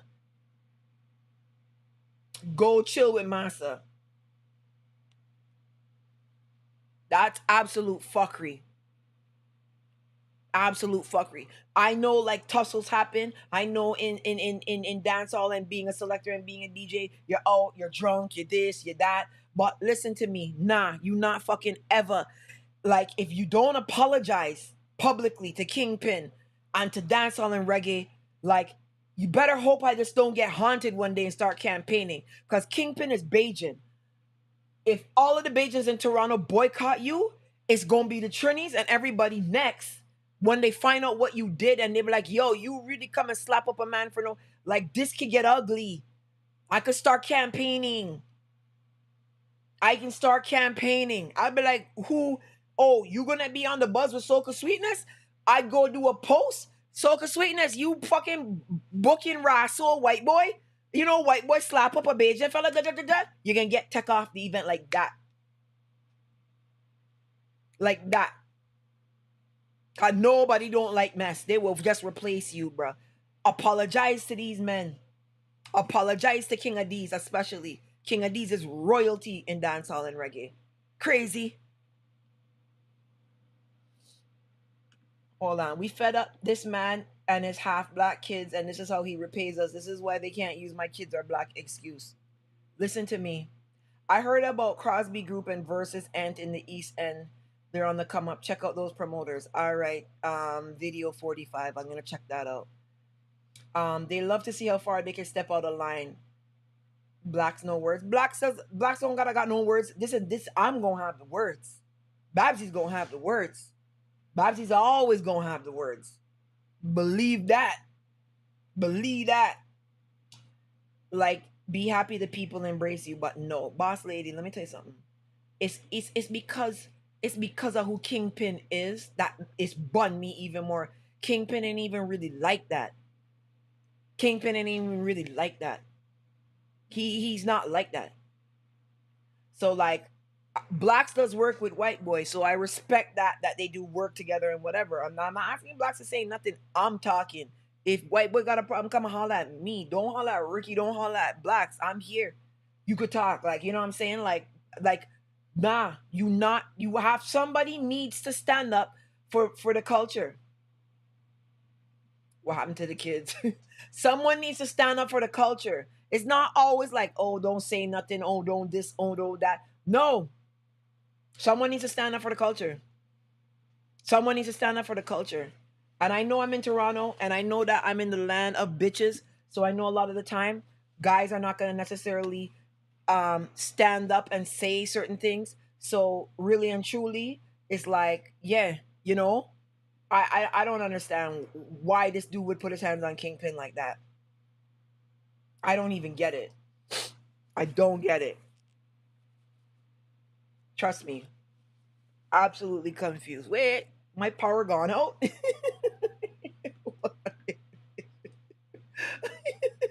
What happened there? Pay your bills, Babsy. Pay your bills. Nah, but like for me, like I said, like there's certain things that like I don't normally get involved in. Like when Soundman have their clash and certain talks and certain things is going on, I don't really get in that. But like I when I heard that Kingpin was assaulted, I was shocked because I was like, Kingpin got assaulted for what? And then like when I saw like the video and then I got the backstory, because even so I didn't get the backstory yet. So I thought maybe Kingpin did something to him, and I'm like, no, hold on a second. This is what was really happening? Nah, dog. Nah, doggy. That's not gonna happen. That's not gonna happen. We not gonna just fucking slap up fucking dancehall royalty and reggae royalty, especially by an outsider. Nah, dog. We don't fuck around Britney Spears. Like we don't do that girl nothing. You know what I mean? Like you guys have your legends and they gotta be respected. We have ours and they gotta be respected. Like so Sky Juice and whoever, Rory and Weepo can fight till they lost their voice. You don't get in that. Especially as a white boy and especially as an outsider. You don't get in that. That's not for you. That's not for you. That's not for you. And what's worse is Toronto men travel to New York. And I can tell you how New York niggas get down. They're gonna be like, yo, they boxed one of our man them when they were in Toronto, you know. So now some sound might be there in New York just chilling and just being like, okay, you know, nothing, no. And then when they leave the dance, they get beat the fuck up now because they're like, yeah, you hurt one of our niggas, we gonna hurt one of yours now. This is how the street runs. That's what I'm saying. Like, this was a, if you were really about the industry and you're really about the genre and the music, this and that, you wouldn't pull a stupid ass stunt like that. You know, they're saying he was drunk and all these other things. I wasn't there. I don't know, but people were saying he was drunk. I'm not letting drunk be an excuse. You don't put your hands on reggae royalty as no white dude. This ain't. This not slavery. This is not roots, bro. This is them days is done, bro. You don't put your hands as no white man in no black industry like that and Indian industry and Caribbean industry because these people are Caribbean, right? Like White Yardie can go and try to get away with that. He's Jamaican. You know what I'm saying? Like Red Boys can beat up people. They're Bajan. King Bubba can beat up people. He's Bajan. But you're born in Scarborough. Like, no. You got ahead of yourself on this one. And ain't nobody gonna reel you in. So I'm gonna reel you in. Don't fuck around, man. Don't ever fuck around like that ever again, bro. That's just never gonna happen. Let me see where blacks we could Ricky, we can change the topic. I didn't really necessarily want them to be involved in that. But they don't care how the shit affects us because it doesn't affect them. Because they don't understand the levels in this thing. They don't understand how this thing works. Like we work together. So when we go to New York people look out for us. So when I'm in New York doing road with Sleepy and Kingpin, right? They're making sure that I'm good as a Canadian when I go over there. When I go to Philly, when I go to Jersey, wherever I go, it's sound man that look out for me. 99.999% of the time, because artists can't look out for me in America because most artists are being booked on the show at the same time. So if I'm in America and I'm with, you know, like Patrice Roberts and whatever, she don't have no steppers like that. She not from Jersey, right? So it's the Jersey Soundmen that's gonna be like, okay, Babsy, Patrice Roberts, da da da da da. Make sure that they good. Make sure that they get food and like they don't go to the wrong places and whatever. That's how you go around, right? He can be canceled, but you a big bad selector. Red Bullet Gaming. I just think, remember, and I don't want to get too deep in the race thing. White people on average don't think like how black people think. White people don't understand oppression, and they don't understand the fight, and they don't understand the struggle, and they don't understand how Haiti got blacklisted for getting us out of slavery. Like they don't understand certain things because they're not exposed to that. So you could be a white dude from the hood, you're still not going to be a part of the systemic racism that black people face all across the world. You're white. So even if you come from the hood, you're not going to be treated like a black person from the hood. You're still never going to experience going into the gas station and them locking up the machines because they think that you're going to come and do something. No, you're not experiencing, you don't have a black experience when you're white. You don't have a black experience when you're white.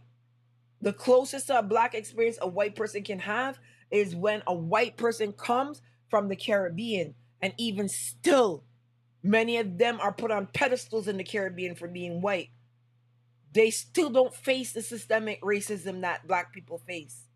So I don't even think white boy travels like that to think to himself, I can't go box down a New York nigga because when I go to New York now, he's not going to New York like that.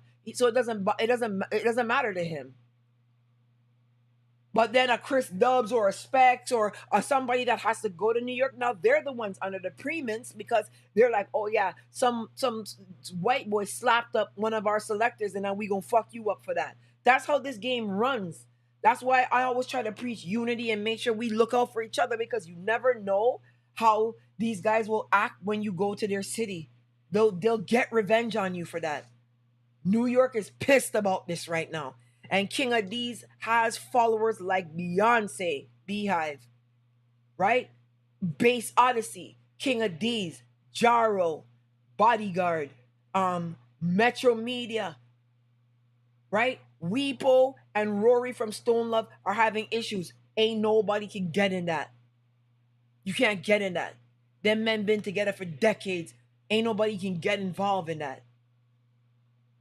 They're royalty. Stone Love is royalty. Someone said he for defend it then. Hey, let me tell you something. You see, that was me and not me. Bro, I don't even like to put my mind in them places. Had that been me and I got sucker punched in the people party, first off, I get in water bottle and pelting it across the whole fucking DJ set and mashing up every fucking thing in there. Every raw soul in there getting broken. You see the chair that they beat the people with over in Montgomery that the man hit the white woman with. I breaking up the windows. I breaking up every fucking thing. Because obviously he could cuff me. They're going to hold me back and hold him back and take him away. So they ain't going to let me hit him. I'm mashing up every fucking thing else in there. They Serato. Every fucking thing mash up. I'm breaking it up. Mashing it up. You bring me to an event and then come and cuff me down. I'm mashing up every fucking thing. You understand? Make them know. Boss lady 87, everything get fucked up. Done. Nikita, you got, the girls in my chat are shutters, So you understand how this go. They'll have to file an insurance claim. No, for real.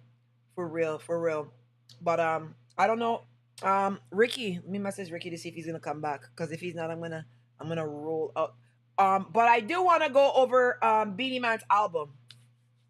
So I did get a chance to listen to Beanie's album. Let's change the topic to something lighter. And when I reviewed the album, I'll be honest. So the album, his name is Simma. Simma.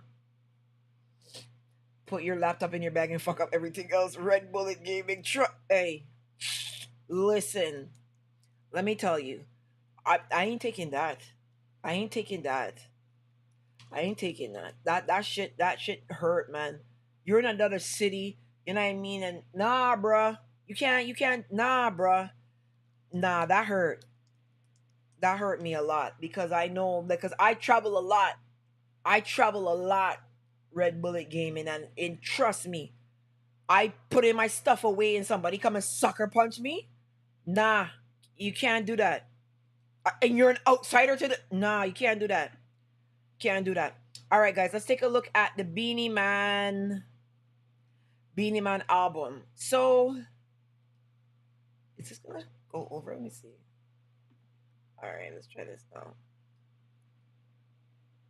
It's not letting me shrink this for some reason. But so Beenie Man, here we go. Beenie Man's album. Right here's Blacks. Okay. Blacks. You want to go over Beenie Man's album? We can hear you. You have a chance to listen to me. How are you, Blacksy?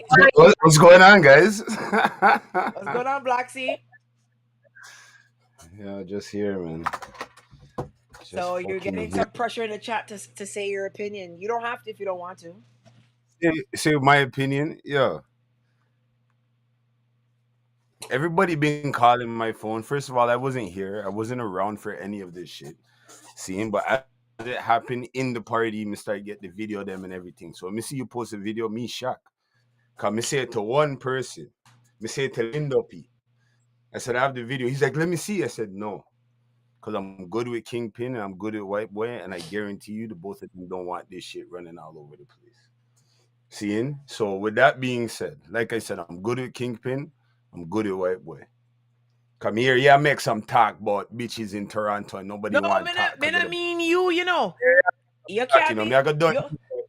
you can't be I no got done. bitch on my you can't be no bitch on my podcast. I don't roll with bitches. Obviously you immune to this, to the convo. Everybody, watch it now. Everybody in the chat, including yourself, Babsy, who was there? I wasn't. Who was though?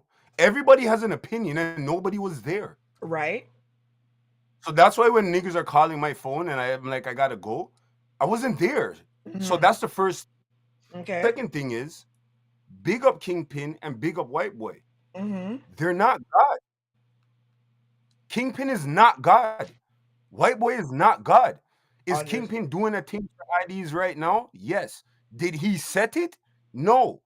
Okay. Do we respect what he's doing? Yes. You're not God. Is White Boy God? No. Okay. See, did you set it? Did he? No. Are you doing your part? Yes. They're not God. Either of them. So you know what that means? They're fucking human. You know what that means? The man them have emotions and feelings just like anybody. And I just had to say it to a man, a next promoter from Bermuda.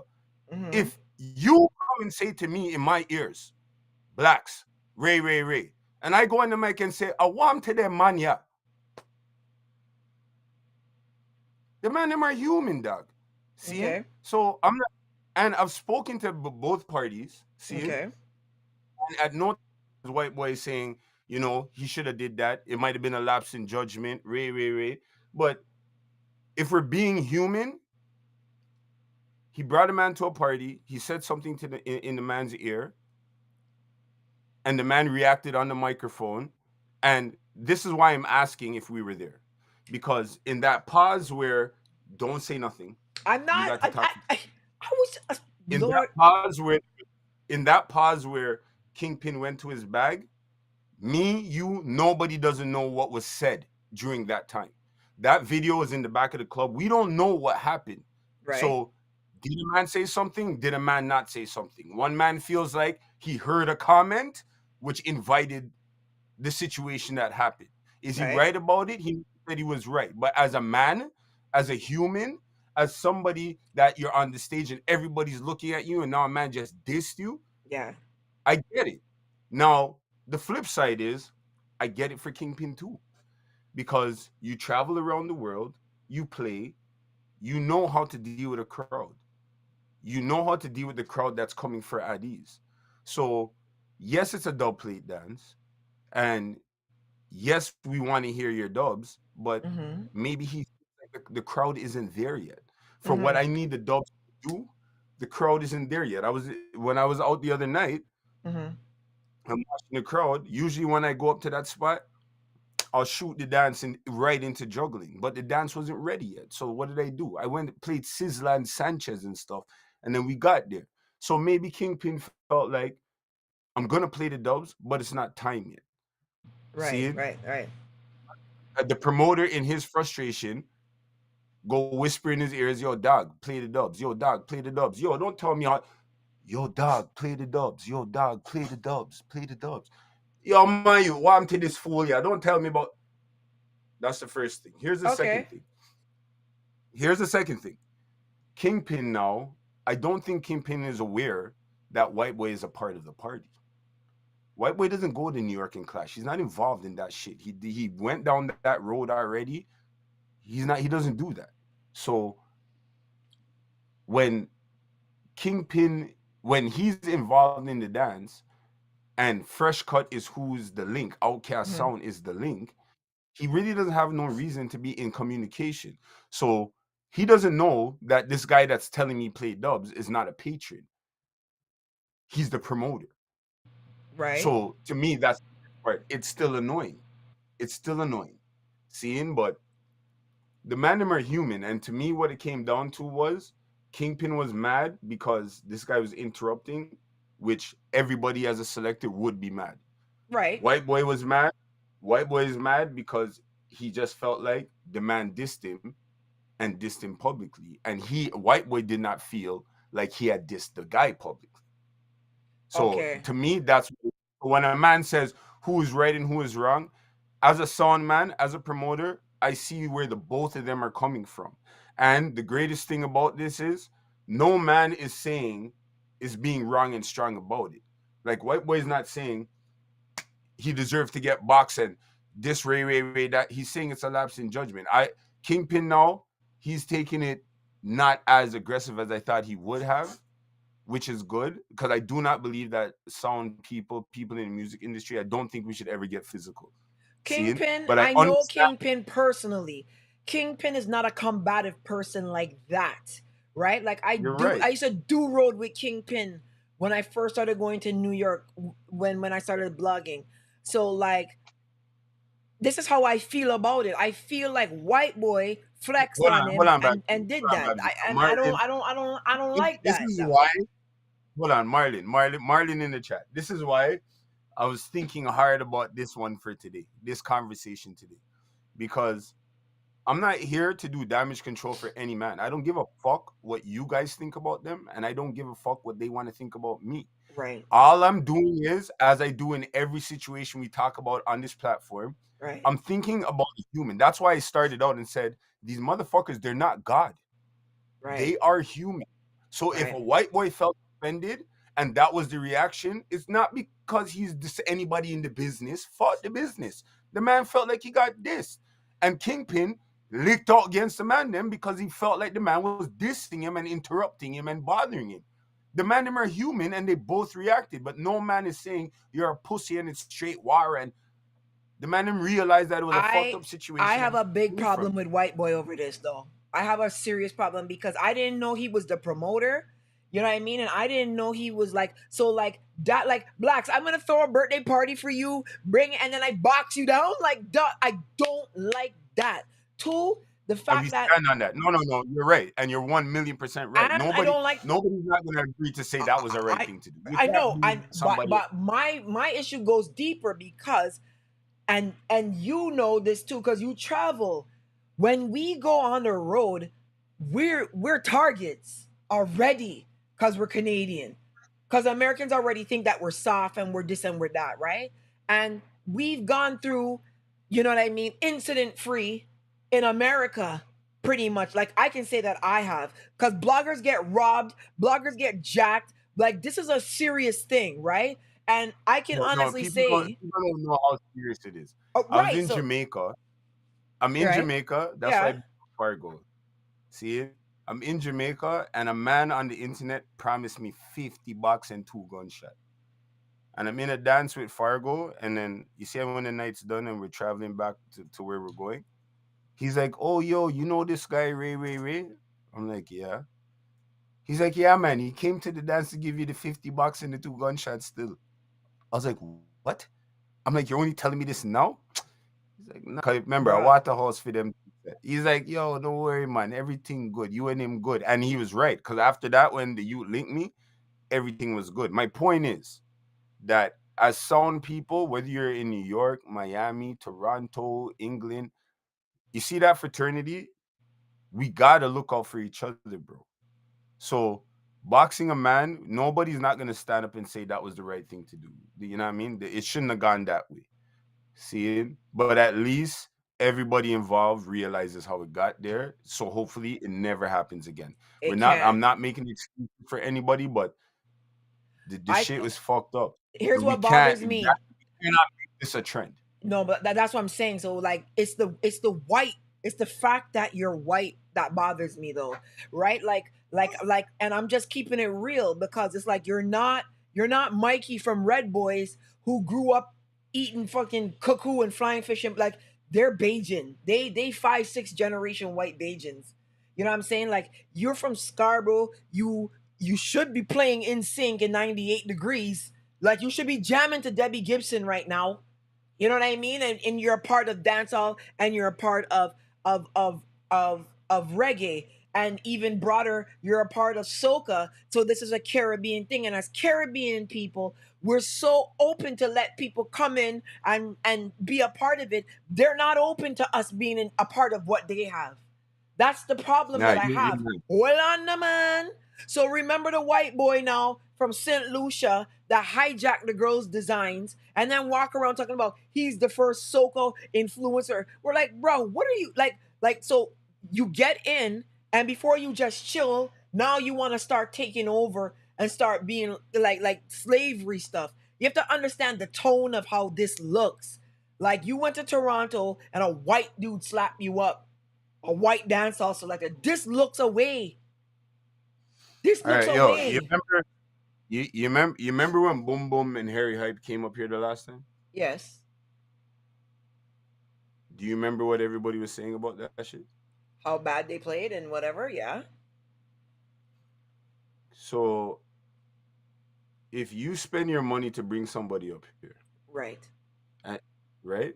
Hypothetically speaking, Mm-hmm.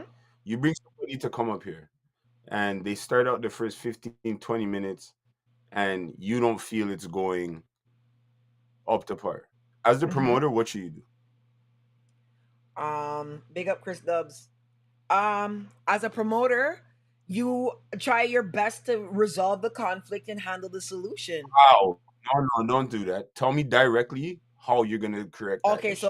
so you're saying Harry Hype and Boom Boom, for example, we're using them as an example.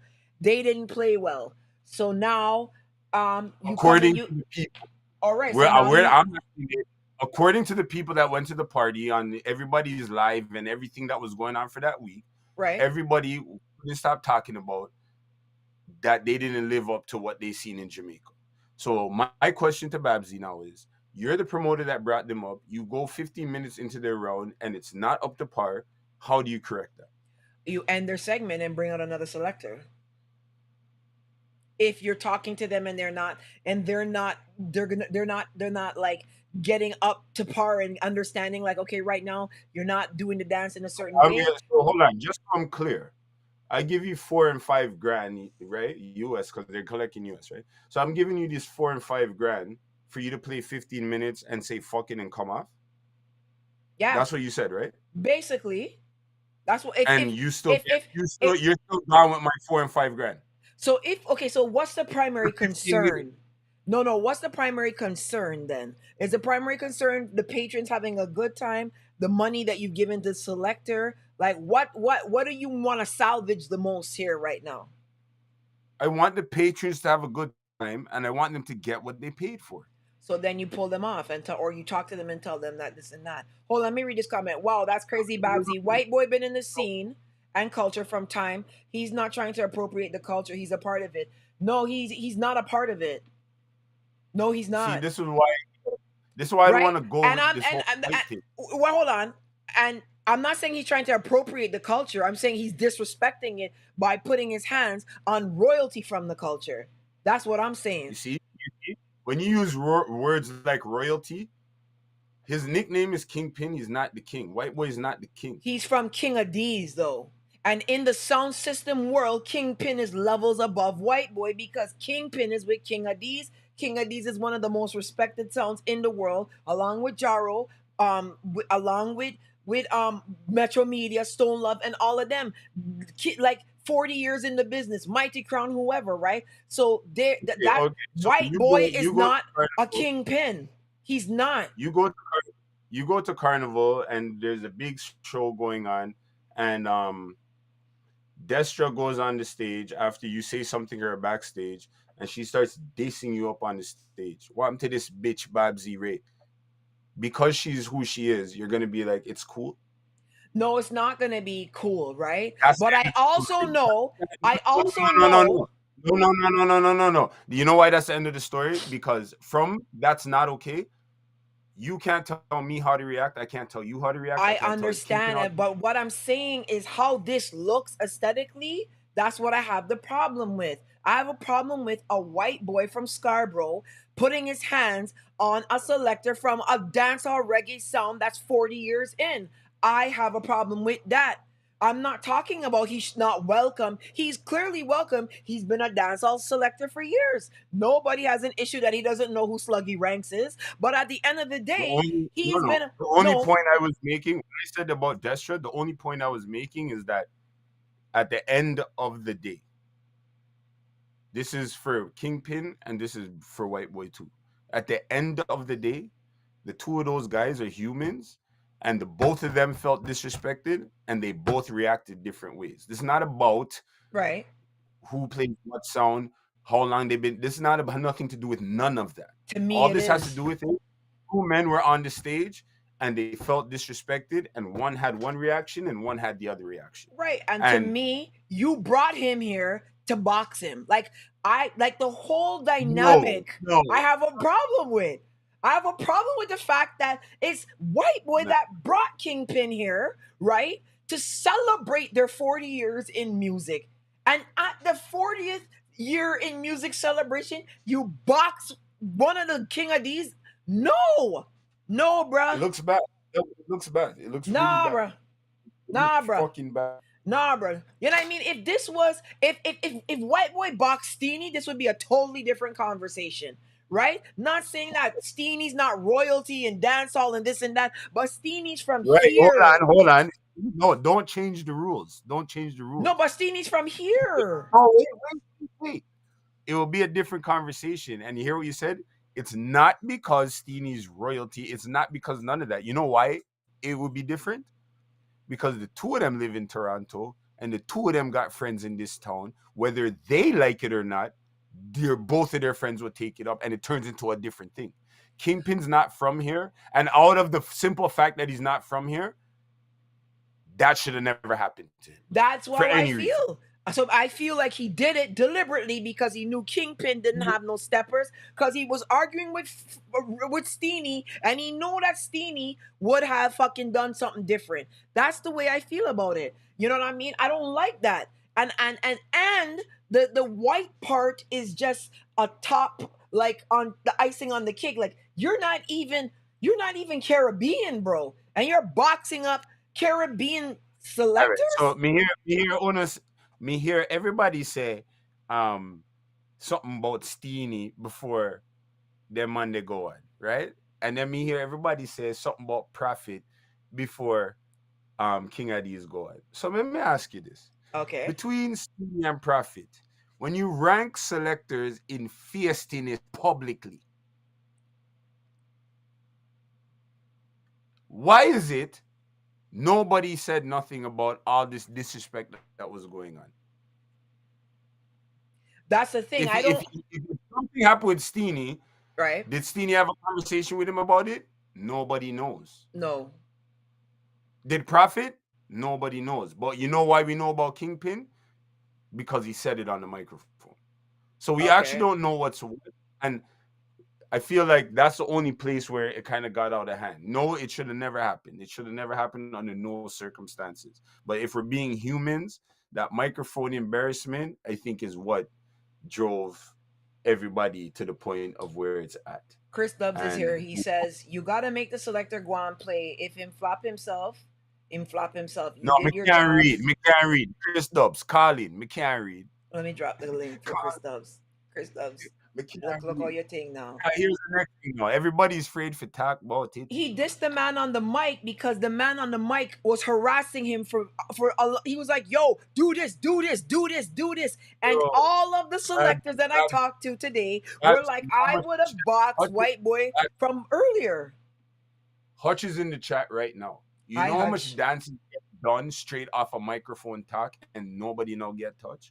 You see, talking on the microphone, it brings a different embarrassment, bro. And we're not justifying it, but if you're So being then he should have took the mic back and been like, suck your mother, Kingpin, Batty You're Boy, Ray You're right. Tay. That's exactly what No, he you're should have done. He should have just been No, like, you're what, yo, my lord, you think you're gonna come to Toronto, come stunt pan blood clot, man? Yo, suck your mother. right. That's what he should have done. No, you're But right. you went and sucker punched the man. You went and You're sucker right. punched the man. That's what I'm saying. Like, You're- I'm not telling you to accept disrespect and this and that. You felt like you were disrespected. Disrespect back and be like, yo, this, that, and the other go suck your mother, Batty Boy. Like what these niggas do to me all the time on YouTube. When they tell me about my mother, I tell them about their grandmother gangrene pussy. I can tell them. But at the end of the day, you start putting hands on people. I just feel to me, I don't like how it's a white boy that's not supposed to, like, dog, I don't like this. I don't like how that looks, bruh. I don't like how that looks, and I'm standing up for the cultural side of it. I don't look at it black and white. And I'm a cultural person. Fraternity, we should not be getting physical because the man them love to talk about suck mother and do a bare bag of things. You should be in the WhatsApp groups. So I do not feel that selectors should ever get physical ever. Agreed. I'm never gonna stand here and condone that shit. If White Boy grabbed the mic from him, fight was still broke out, which I don't have a problem with. It's the sucker punch I have a problem with. Kingpin's walking away and gone away, and you sucker punch. Like, I have a problem with the sucker punch. Don't sucker punch the man you brought to. No. I'm very upset about this. I don't like this. No, because I see myself being at an event and then somebody like, dog, like we travel, you know. It's a bigger element to this, and sometimes I think a lot of people might understand. We got to go to people places, and I just went to Jamaica.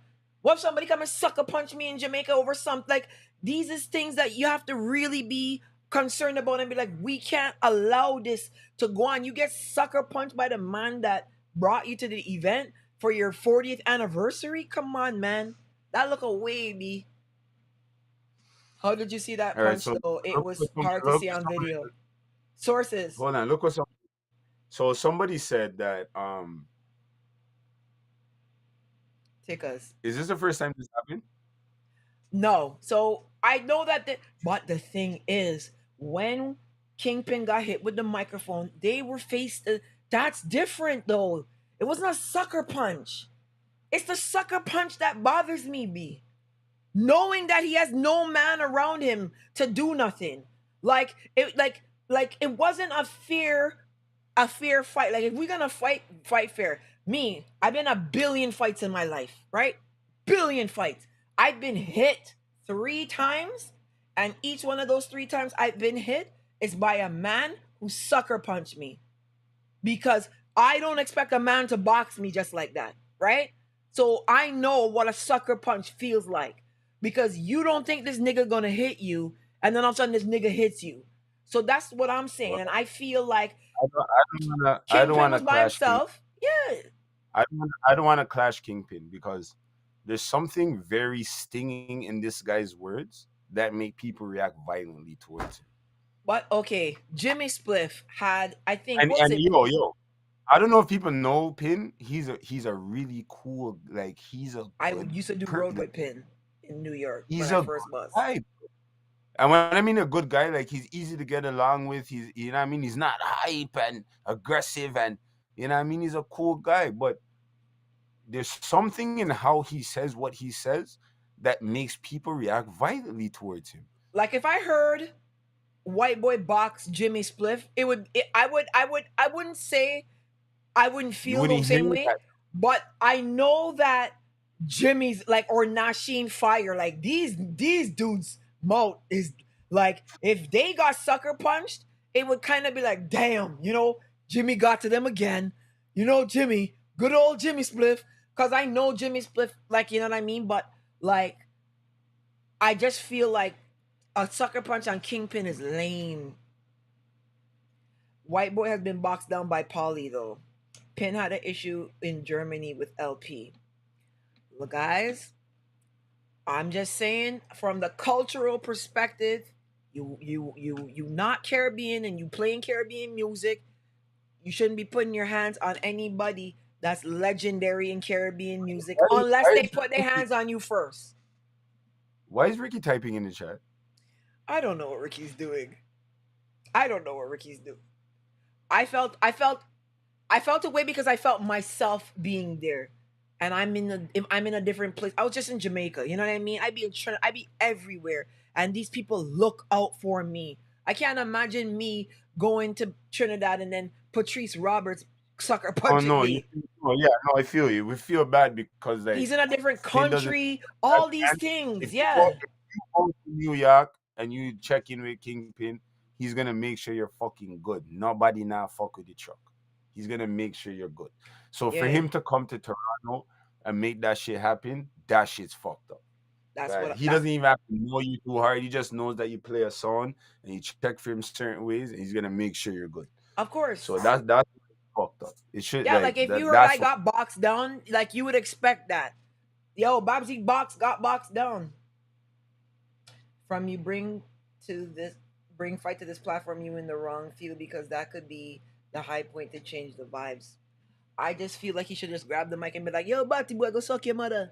Batty boy, yo, me here say you suck Sharkeisha pussy in the back room and the typical thing, you know what I mean? Like, I just think that's how he could have just handled it. I just think if he didn't want to take the punk off, he had the control to control the mic and say something bad. Oh, yeah, no, 1000%. There's a million different ways that could have been helped with, but like hitting the man wasn't the answer. And him being white, he needs to understand that there's a racial element to this. There is, and you can't go around it. Can't go around it. Can't go around it. Because he's not Caribbean. So can you go and make a deli right now in New York in a Jewish community? Can you go and build a deli in a Jewish community in New York? Can you go in Chinatown and sell egg rolls and chicken balls? I feel like we've clarified what was the right and the wrong, that the race doesn't really have anything to do with it. I feel like it does. No, a promoter yeah, brought a DJ, the promoter hit the DJ. That's wrong. Yeah. That has nothing to do with race. I just don't like the slave master feeling of it. Like, I don't like that. I just felt like, yo, slave, play this music the way I want you to play it. Oh, you're not going to play this right? Whoop. Like, that's what that feels like to me. I don't like that. But you know why it's messed up? Because guess who's first started coming up with schedules, in my experience? Who's that? Schedules, and if you play at this time, this is what I need you to play. Okay. When we go to Soca Fest. Okay. If me ever schedule for some of these Soca Fest, some of them are not bad. They'll just tell you they want you to play from this time to this time. Right. Remember, normally how the schedule goes is the order you to the party is the order you play. Order right? to the party. Now is that they set the schedule and you play at this time to this time, and they will say from 12 o'clock we want to hear 90s this. At 12:30 we want to hear this. So promoters telling the DJs what they want to hear is nothing new. Interruption is definitely annoying. Yeah. Definitely. Yeah. Gigi said, to be honest, White Boy did the same when Prophet from Superfresh was playing, but Prophet accepted the request and then went back to the juggling thing. It's a thing what happens. This is what I'm saying. But a man went on the mic, and we're not justifying it because you should not bring the man here to do that. If the fight happened off But stage, if would I you think own man, F5C? and he did what he had to do, and we don't know what happened. And he did it. He said the same thing to our next man, and the man jumped up on the microphone, and everything got crazy. Okay, so let me I give you don't know. the levels of the infractions for everybody, so everyone can understand where I'm coming from on this, right?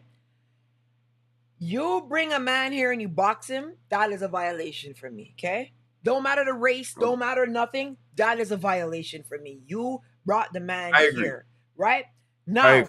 the event that you brought the man for, which is the 40-year anniversary of King Addies being a dancehall selector, boxing a King Addies person at their 40th anniversary event is a violation to me. That race has nothing to do with that. Violation, period. So if Fire Kid Steenie box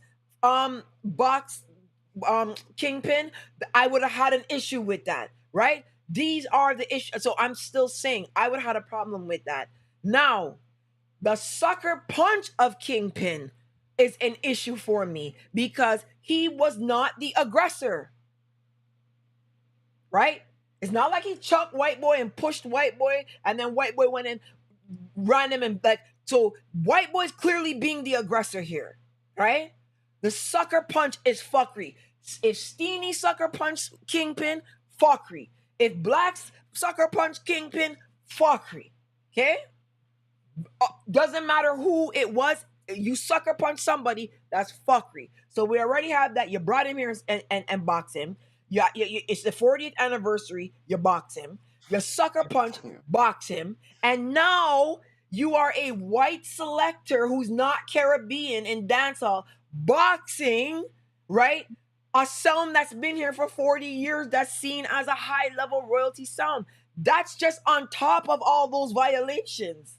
So I'm not saying White Boy shouldn't have never put his hands on Kingpin because Kingpin's black and White Boy's white and this, that, and whatever. No, that's just one of the many dynamics, right? I have an issue with one of those dynamics.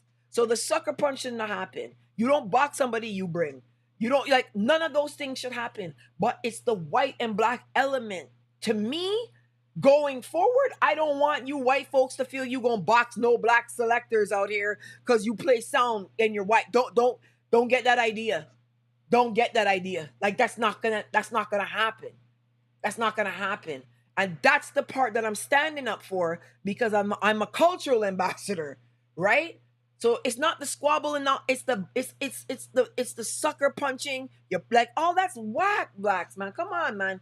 You can't do that. Hey, No, hey, no, no. hey, I'm hey, not saying hey. that you're Don't arguing do with that. me, I'm just saying, come on, Yeah, brother. no, Like, no. you know I what I agree mean? with you because, like you just said, I just came back from out of town, and me and one of the promoters from out of town, we had that conversation. I'm like, this shit's fucked. Right, It's fucked up. right. Seeing, and yes, if I went on the mic and me and you had words and I started to dun you, how would you feel? And I said, Ray. He's like, I probably want to do something to you, but at the end of the day, if you bring somebody from out of town, you're supposed to be looking out for them more than anything. Thank So you. we're not gonna don't say thank you like that, okay? See, because we're not saying it's okay. No, at No, no I know time you're are we not saying that. I know you're not saying. saying that. All, I know. all I'm saying with my critical thinking is I just try to understand how the fuck did we even get here? And when I thought about it, I kind of get how we got there. Doesn't make it right? No, And it I'm saying doesn't. it from my cultural thinking. Don't you dare get no ideas out there and put no hands on nobody. Next So how time do you you make try, it right? Hold on, I have to get my charger. But how how do much? you make it right, man? How do you make it right? White boy Tell needs to me. come and apologize to Kingpin and King Addies and dancehall. He needs to get on a video and he needs to be like, "Yo, I was drunk. I got out of control. I did something that I shouldn't have done, and I apologize for it." That's what he needs to do. That is the first step that has to be done.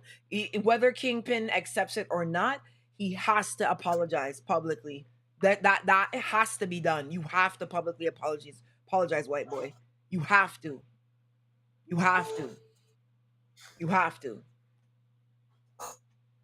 You have to. You cannot just box King Ad's selector and then it's no. You have to apologize publicly to Kingpin and apologize publicly to King Ad's. You need to go on your Instagram and let everybody go on Sound Clash Fraternity and go and say, I'm sorry, I shouldn't have done that. I was drunk or I was high or whatever. Like, yeah. That's what it is. Because that was a major violation. Major violation. That shit was fucked up. More than fucked up. And I know you know both sides and whatever. I more know Kingpin than White Boy. You know what I mean? Like, I'm good with White Boy not seeing me, never speaking to me ever again. I'm standing up for the culture.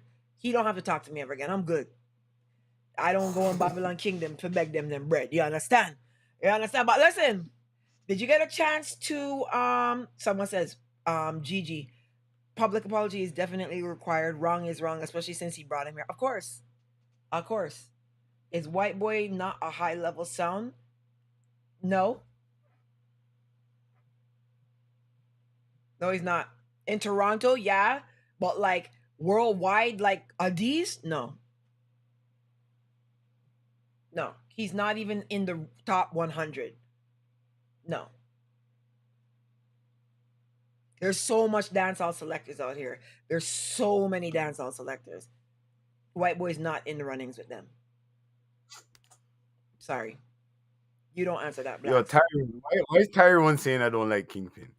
Yo, I'm not seeing this shit, Is yo. Blacks is in the top 100. Yes, he is. Blacks is in the top 100. White Boy's not in the top 100. Remember, there's dancehall selectors in Trinidad and like Maximilia and Chihuahua Businessman. Like, there's selectors out here that we don't talk about and we don't really know. Like, come on. No, White Boy's not up there. I'm not knocking him. I'm not saying he's bad and horrible and whatever, but when we look at the top 100, he's not there. No. Sorry. I feel sorry for anybody that feels anyway. I just hope the man them can get together and work past all of this foolishness. It's not good for the business. It's not good for the culture, and yeah. And we don't condone violence. Big up Black We don't or top 100. Oh no, I don't condone violence. Like, no. We don't condone violence. No. Now we gotta go to the drama of the night. So we gotta get to the topic. So, what a boy the name? Beenie Man's album. Did you get a chance to listen to it? Yo, this is how these kind of situations start, you know. I'm gonna Which is need to what? put respect on the king of the dance house name, you know. What do you mean the boy name? Yo, the man a king around here. King Beenie Man. King Beenie Man. Bomba class. Carrier. So King Beenie Man dropped his album on Friday. So basically, we will get his first week sales numbers next week, Tuesday. We'll see where he lands on the billboard as well. So did you listen to the album? Yes, I did.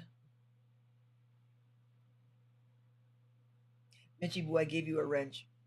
Don't tell Ricky. Did you listen to the album?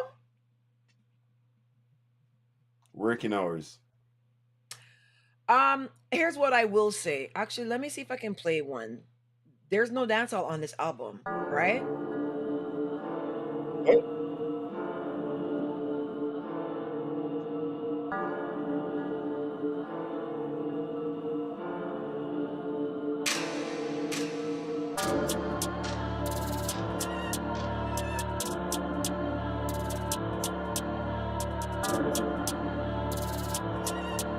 Zaga. So, I'm the kid. Biggie, yeah. Molly, yeah. London, yeah. Minnie, yeah. Girls, yeah. Jiggy. I'm the kid.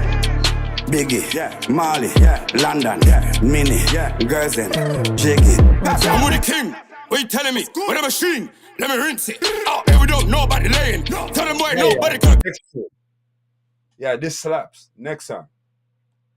This is you don't like this song, do you? But you're on there, big up Craft and all of these guys. Yo, next tune. This is good. As you can see, for those who can't follow along. Dogs touch road them head chip. Keep on making the chicks rod with the new whips. Keep getting the chicks' girlfriends in the mix. Step. Fanatic, what them say? New style? Alright, me I thump up that rhythm, yeah. Zaga, pick up that rhythm, yeah. Tighten up my clocks. First. Ha! Man a sharpshooter, never miss a hoop. Chocolate cream, every girl I get a scoop. Yo, miss a man, you know see you miss a loop. Your girl a tell me say me hotter than a dish of soup. Real whole dog there, you know miss a snoop. Jump from one coop to a... You like this What are one? you gonna say, boy?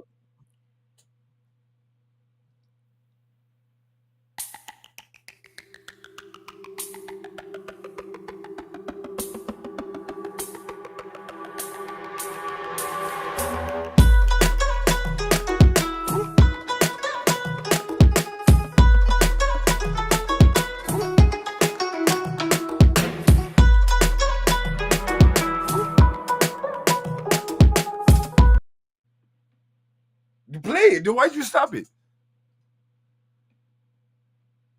Why'd you stop it?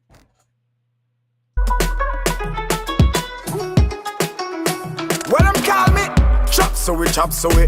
Every girl say me a call me chop so we. Beenie, what that you are wear? Black Louis? Appointment for chat to me girl a act for me. Chop so we.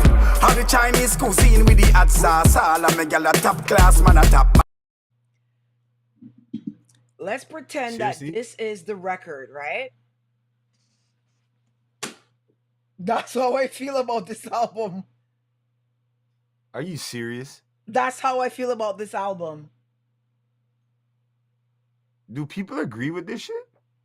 That's how I feel about this album.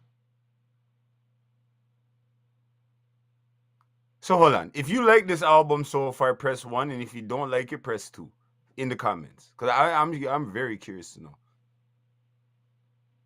You guys can't, you know.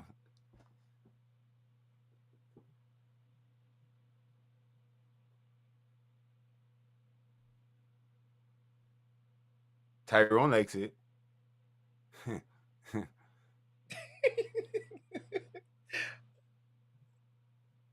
Yo, listen, man. This is what you guys need to understand about dancehall music. Because the first thing you said was there's no dancehall on the album. See? But yet Skilly Bang is running around the fucking place with these trap dancehall songs. This is why Beenie Man needs to make dancehall. Because who's making it? He has 20 songs on the album, and there's only 2 songs on this album that are dancehall. 2. This is one of them. All on there. To me, Now this one dedicated to all the sexy girls around the world. Right. Representing for the ladies. I wanna say Moses. Girl, you remind me of my granny lampshade. And this ain't your shape, but just your own sweet heart. Hey. Plus you're clean to the bone. Right. Your number speed that. So No. Beenie Man is gonna go out and perform No. a drill song with Yes. with platinum fronts. Are we really? Yes. Are we, this is so like. But you don't see the man. You don't see the guys going to England every other. The man travels to Europe. This is the sound. But that's Get not the with the sound that they times. want from him. So hold on a second. So I'm supposed to come up here and talk about Pat Pussy and call my name and these things because like don't I grow out of that at some point? My lord, the Dave Kelly beat that beat pattern. That's not what it is right now. You see the first song what you played? If he probably dropped that as his first single for the album in UK, it probably gone to the world. Cause that's the sound. But that's when what's they happening perform right. it and hold on, this is what's gonna happen. You see this here? You know what this is, right? I know you know what this is, right? When he has to go and perform, right? And he has to be like, make me go and go sniff up my little lime, call little because you know my body sore, my hand broke, my foot broke, my knee, I have hip replacement surgery. Hold on, yo, man, I have a little headache, dog. When me come sprinkle some lime, call upon me, dog, so me can feel better, dog, and me can't perform them. You gonna come and perform a drill track? No, this is what's gonna happen. This is exactly what's gonna happen. They're gonna be like, next on stage we have Beenie Man, and he's gonna come out and be like, "Stang diggity dang," from your hand, throw your hand up, signal the plane. He's gonna be in do the all of corner with his Vicks inhaler, smiling like his lime call. He's gonna do all of that, and you seen the last 10 minutes, them tune they are gonna drop. Hear my cry, oh Lord. In the last 10 Attend minutes, them unto tunes my prayers. see, the man is just showing you, even though he's been around for 50 years, he can still get down with the young youths them and drop the music the same way, and I don't see nothing wrong with it. So far in this album, I've heard new song, old beat partying, creativity. You didn't hear the dinga dinga dinga dinga creativity, everything. Beenie Man, right? Yo, that has been the most balanced I've heard from an artist so far. Like, Spice had a couple songs on her shit. Probably like Can't. a couple. See, Allergies are but bothering me right now, that man. shit on balance, bro. Hear my cry, oh Lord. You're not Attend gonna like unto. every song, but that's balance, man. You guys are hating, man. Me put on some lime and cock on my body sore, dog. So, hold Me on. for So go that, perform two you drill don't, you chow don't think tune. there's one hit? You don't think there's one hit song on that album? You don't see not one song on that album charting ever, anywhere, anytime.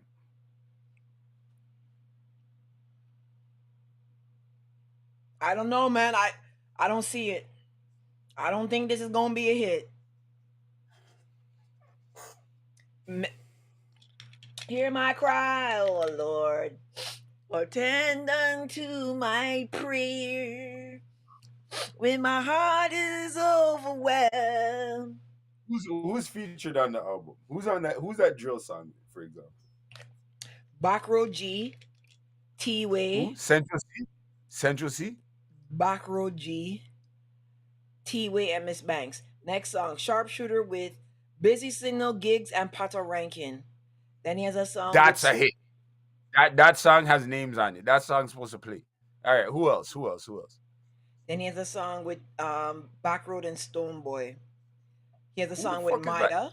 Let's hear Maya. What? These songs, okay, who else? Yo, I'm hearing your radio plays.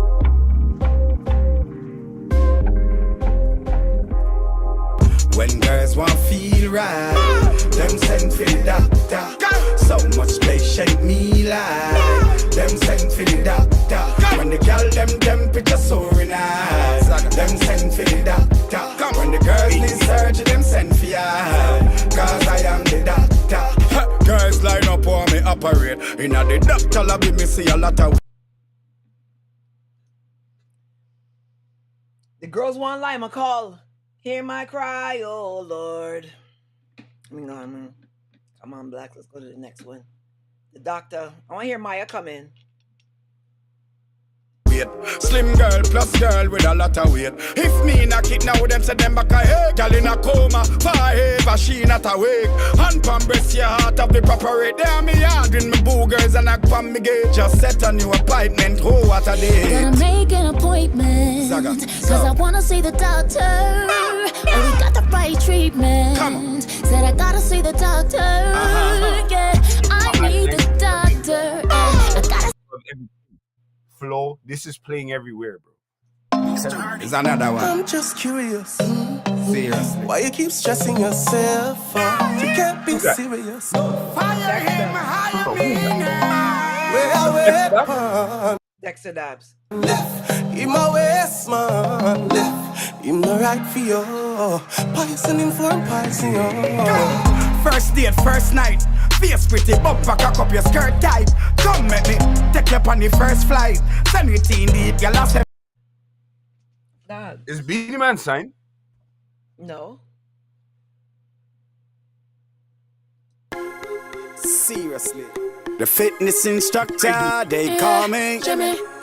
The fitness instructor, my girl. When you walk me your exercise book, you give me this exercise look, girl. Me know you're ready for work out. Start push up now, your spine a jerk out, baby. When you walk me your exercise book, see me body and you love how the exercise look, girl. You're ready for work out. Yo, Blacks, me hate you, brother. Come on, man. What you saying? Blacks, Man? me hate Yo, you, listen. dog. Blacks, me No, watch hate you, this, brother. You watch Blacks, me this. You want to hate bet you, on no, Apple brother. Music? You want to bet on Apple Music next week? This album's #1. This is charting somewhere, somehow. I doubt this it. album's. Okay, let's do the predictions Something- on it then. This Let's do is the predictions on it. something. He has a Dexter Dap song. He has a song with Maya. He has a drill tune with Gigs and these guys. Nah, man, he's supposed to see a couple numbers, man. No, he not. He's Let me supposed to show get. you. Let me tell you why he's not gonna see that, right? Because the song right now, with his drill song, 7,500 views since Friday. We pull more than that on the podcast. Okay. Sharpshooter with Busy Signal, 7,100 views, right? We pull more than that. Chop Suey, right? 5,000 views. The one with Stone Boy, 5,000 views. Doctor with Maya, 4,600. Dexter Daps, 4,100. Shensia, Okay, hold on. Just to validate what you're saying, go on Spotify and tell me what it says. Okay. The fuck are you? Let me go on. Hey, don't fuck with me. You the one out here giving geriatrics hope to do drill music, nigga. You the one giving hope to these men that they gotta flip a coin if they get gonna work. You know what I mean? You the one giving them hope. You the one giving geriatric niggas hope. Nah, if we're talking about new music, based on the new music I've been hearing from lately, based on the collection of work, like his is more upbeat, different vibes, sounds a little bit more creative, more sounds.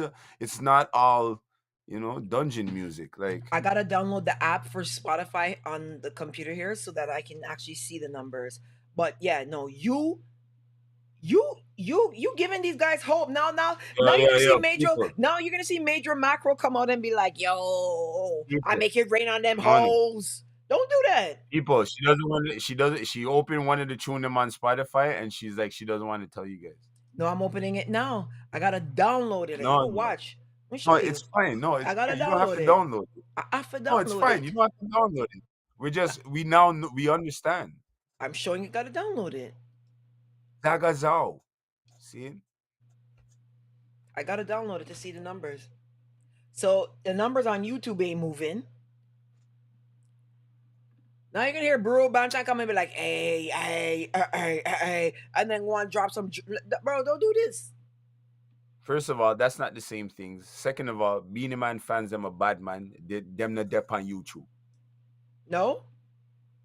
Where them there? Where them there? You play the bad man song again. They must be on the corner or something. You'll tell you in the song. The man they love to inform from the man. You'll tell you in this. I gotta download some Ricky's back. Ricky's back. Well, I'll be add Ricky. Ricky's gonna tell you this guy's the king of the dance and the argument's done, so it doesn't even matter. Ricky gonna tell you not. Listen to me. Oh, you guys, you choose the wrong day to come play around, And that me I try to. God damn. God damn. Yeah. Hold on now. Listen. Hell of a bumper. Let's go. Oh la la la la. Hey. Oh la. Yeah. Any girl can wind up going up in a problem. Warning, big bumper girl, them me want it. Jackata, big fella bumper. Jackata, big fella bumper. Bumper bigger than a 10-wheel jumper. You must eat holy pa cucumber. Jackata, big fella bumper. Jackata, big fella bumper. How the hell that fit in your rumper? That need a license. That's Bungie Garland. Big tune. Nah, man. You see, you're dep on. So what are you gonna say? Hey, the 2 and 1 are right. 101 dub plates from men, so that's why one gonna come and talk 10-star, big up yourself. 101 dub plates, 101 dub plates. I see what going on, I going be a gen for the 2 of you. 101 dub plates. Wanna feel like one can come up here and talk and say, yeah, that hard, so that one can get discount on dub plates. Wanna feel I know what going on. I know what going on, I know what going on, man. You make her bring that out the beer. I know what's going on, man. 101 dub plates. Beenie Man is a veteran, and he's still relevant, though, Babs. The man is still relevant, and he's putting on sound with Swanee and these people like This album's gonna blow, Babs. I mean, he might be number one in Germany, like he said. It might Hey, be number the like 201, You know what I almost the hold 201 on. wicked, 201 wicked is Raso, you No, know. The 201 no, you wicked know is what I almost Raso, B. 201 wicked, you know what boy. I almost fucking said? Because you see when she was reading out the track list and who's on the album, the names on the she got album. halfway through. I was like, bro, what's this guy doing? Bringing out all his cousins? Because you never heard of half of those niggas. But then when you got down the list, you start hear some name calling, some shots are dropped. See, he's working with those that are doing good, and he's bringing in the young. Yeah, and that cost Popcorn and Cartel. Yo, me soon forward, man. Give me 1 second. Listen, you guys always, hey, want dub plates, you know. Want dub plates from the men. That's what wanna say in these things. Want dub plates. I'm gonna talk some truth. All right, Babs, because I sent you a WhatsApp message you might read later. And at first, as Blacks was saying, as the album I play, I never like it. I did not too like it, right? The rhythms and stuff like that. But then, as I went through the thing and I heard a few of the songs, I like it. I could see the international appeal of the album, and I wish he did work with more foundation, because even the one drop song, the real reggae song that he put on there, I didn't really like that one too tough. So I wish he did deal with the big producer them in Jamaica to give them a strength. No, because Babsy said we're gonna make Burra Bantan come outside and feel like he's a new artist. So according to Babsy, Beenie Man should not be working with no foundation artist, because he's gonna make the Major Mackerel feel like he should drop an album. Isn't that what you said, Babsy? I'll be right Yes. Yes, I did say that, because Major Mackerel needs to be like pretty looks done and get none and Major Mackerel on drill? No. Babs, No. okay, I hear you, but like for real, I'm gonna say that Beenie Man did a good album. Still, it's gonna sell on Spotify, and I wish he did work with more band and more of the foundation reggae producer them from Jamaica. But it's gonna blow, yo. And Skilly Bang has the album with no reggae on it. Skilly Bang's album is all hip hop, and it's blowing up the place still. I don't really like the trend and the new trend, but it is what it is, yo. And this album will do good. I don't know about, what did Black say? What did he say about it's going to be number one on something Spotify? Is that what he said? I don't know about that. I don't know about that, Blacks. But it's going to be up there still, because which other dancehall artists, especially the foundation one, them like Bounty Killer, them, is doing a new album like this, and the tracks them sound like, you know, something that the youth them will take to. So I'm not too sure exactly where I said, Babs. I think it's gonna do good, man. Bro, I don't know. I think it's gonna do good. Well, the numbers are low right now, like mad low. Mind you, he did his album launch in Jamaica, which makes no sense, because you know what I mean. Like Jamaica, their numbers don't get tracked, and they don't count towards his views like that. He needed to do something in America. Now I know he doesn't have an American visa right now, and he yeah. So I know that that's a problem, but you know, I think the promo behind the album is lacking substantially. You know, because even the first day when he came out and said he had an album, like I was looking all over for it and it wasn't out. There wasn't a launch. There wasn't like a launch for the album. There was a launch, but it was in Jamaica. The real youth had a point. He said something here in the chat. He goes, Beenie Man's music lacks growth. I don't want a 50-year-old artist singing about pure sex. We need some topics. We need to hear something with a little bit more teaching and creativity. I agree on that. Whatever. Whatever. No, I agree. If Jay-Z drops a verse on Blood Clot, young NBA Youngboy song, everybody I go run go listen that. So I don't want to hear that crap. Well, I'll tell you the truth. I'll tell you the truth. The Isley Brothers dropped a track with Rick Ross, and they got a lot of hate for it though, because of how they sang on it. Okay, but okay. The idea that they dropped a track with Rick Ross. My thing with the Beenie Man situation is this, yo. Beenie Man is foundation, and he should have put in this album something that was trending in real life over. It's like a responsibility thing. He didn't talk about COVID, whether it be real or not. He didn't talk about the vaccine. Them. He didn't talk about Floyd, whatever my youth where police killed. He didn't talk about no hurricane or no natural disasters or nothing. Like, I mean, it's true. I agree on the real youth with that. It is dancehall and it is just entertainment and fun. But he has an album with 20 tracks, and he didn't Look at talk the about views. They're right there. So I'm gonna agree with the real youth. Hold on. So are you looking for a musical politician or entertainer? I just want to be clear on how we're judging the artist. Who are you talking to? Me? Well, I'm not talking that. I'm just saying blacks. Him. It's more like Dubs. Chris Dubs said, you have all the Beenie Man dubs. Don't make them trick me. Bruh. I'm saying more like, okay, look, man. Okay, so it's more like Beenie Man has a responsibility in the industry as a 50-year-old at this point, that you can't just always talk about sex and molly them and all these. He's not necessarily he is, but I'm saying I just expected him to talk about some reality. Keep the foundation to the groundation. Remember, I said Jamaica talks about what's going on the ground. That's what we talk about in the music. That's why Skanks' them music got so big, because those are the things that was going on the ground. So at least give the people them as an older foundation. You don't want to hear Skank talking about reality stuff. So let Beenie Man and them man to do it. Buju Banton and them man to do it. But they should do it. They should have, out of 20 tracks, one responsible track. That's what I would say still. I mean, not even a track that talks about love the girls them right and treat the woman them right. There's no responsible track in the album, bro. And I think that that's a small problem. Nothing big. Doesn't take away from the talent, but it's a little problem. That's what I say. I just want to clarify one thing.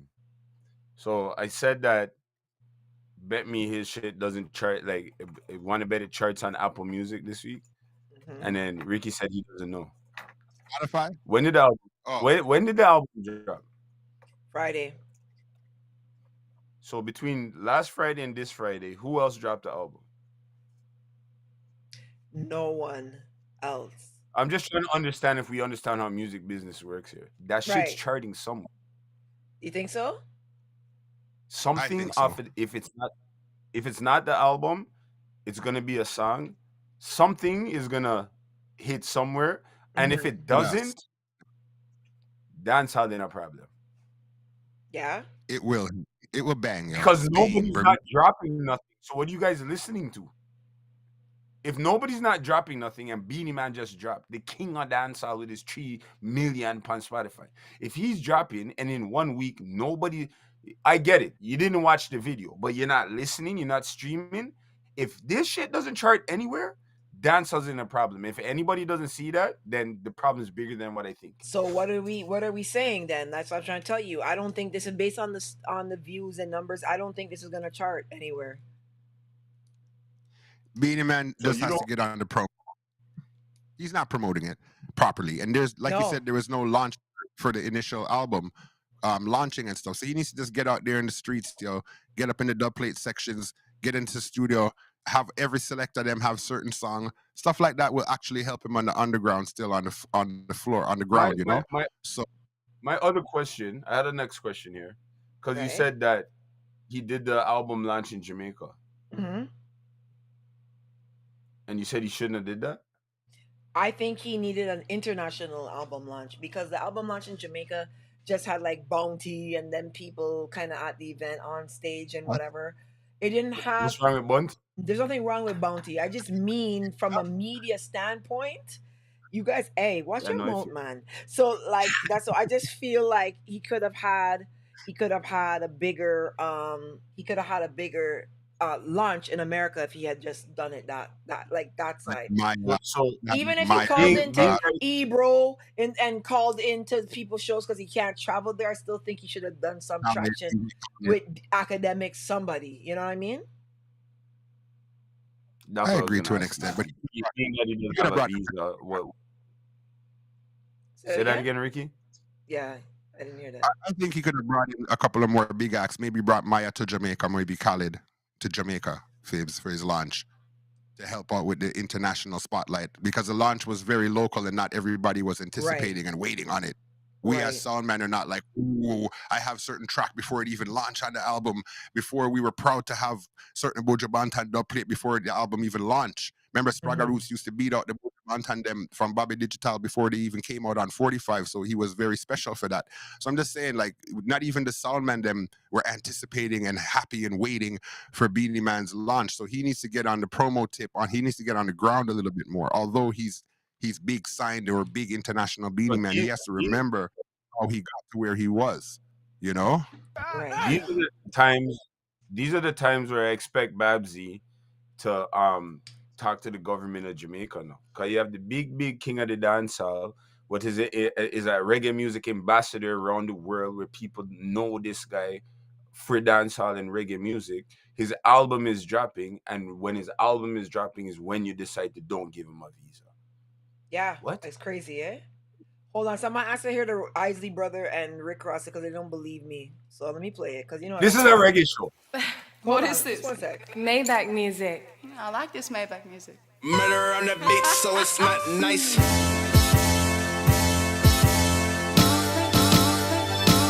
Love you.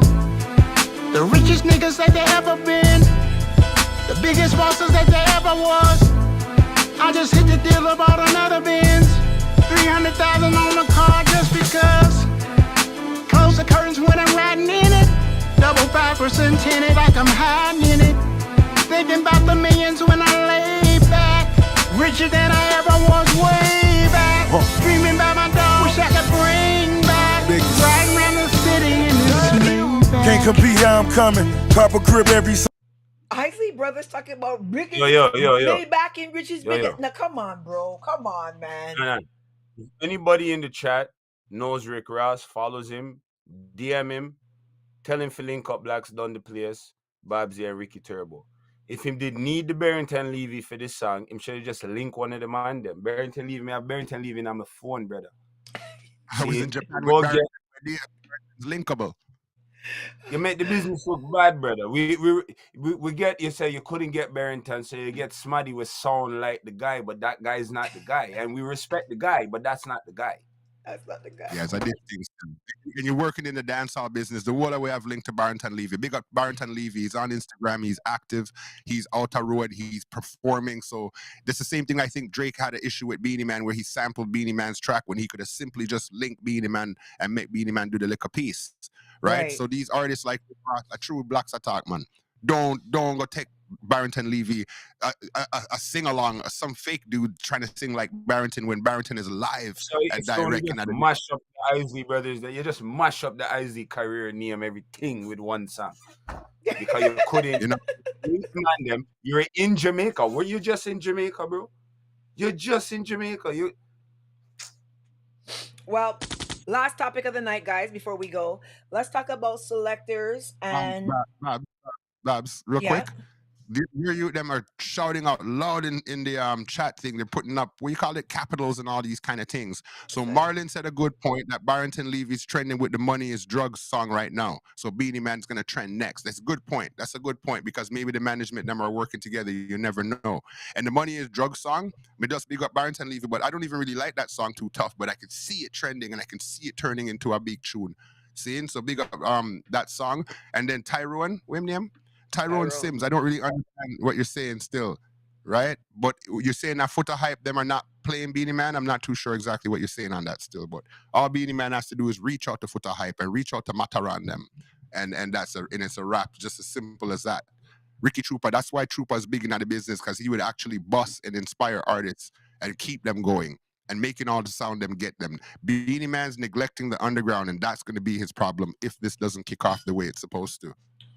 Quick question for you Blacks. Okay, go ahead. No, I'm just saying real quick. I just feel like the way how music business is, because remember, if Kraft drops a tune next week, it's not really gonna get a full like press run all over the place. Right. So because Beenie Man dropped the album, I don't think technically he has too much competition around it. That's why I keep saying if people streaming dancehall, there's not 50 new releases this week. There's the Beenie Man motherfucking album with 20 songs. You must stream one of the songs. So that's the only thing I was saying. The streams just look really low, right? Like these are the things that No, like For now. today's Tuesday, so it's just 2 more days to count, right? It No, was if no, it she's right. The YouTube views, they're low because who is it? Alkaline dropped the song the other day and it went like 250 in like 48 hours or something like that. right. It's low. It's low for 5 days in. It's low. There's only one song that's over 100,000 views, or even over 10,000 views, and it's a song with Dre Island and Popcorn that he has. That's the only song that's over 10,000 views. That's not a new song though. No, so that's the thing. So those views are accumulating on the album. I don't know how that might work for him when it comes to the numbers for first week. And I'm actually curious if you could find out about that because you see like how that song's an old song and it's on a new album. Yeah, I want to know how that translates they won't because count those views for first week. They'll only count the views for the week for first week. So pre-sales get counted in first week, and then that's it. But if you have a song that's from like November last year, you don't get those views in your first week. You get them in your overall sales units, but you don't get them for your first week. so like Yeah, them they did. don't know my. You see that they don't know my story song Masicka did? Right?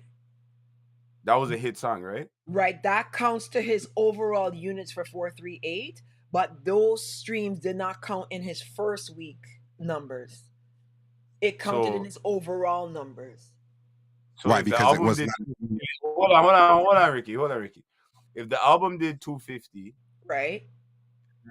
and the song did 500, Right? what does the album do?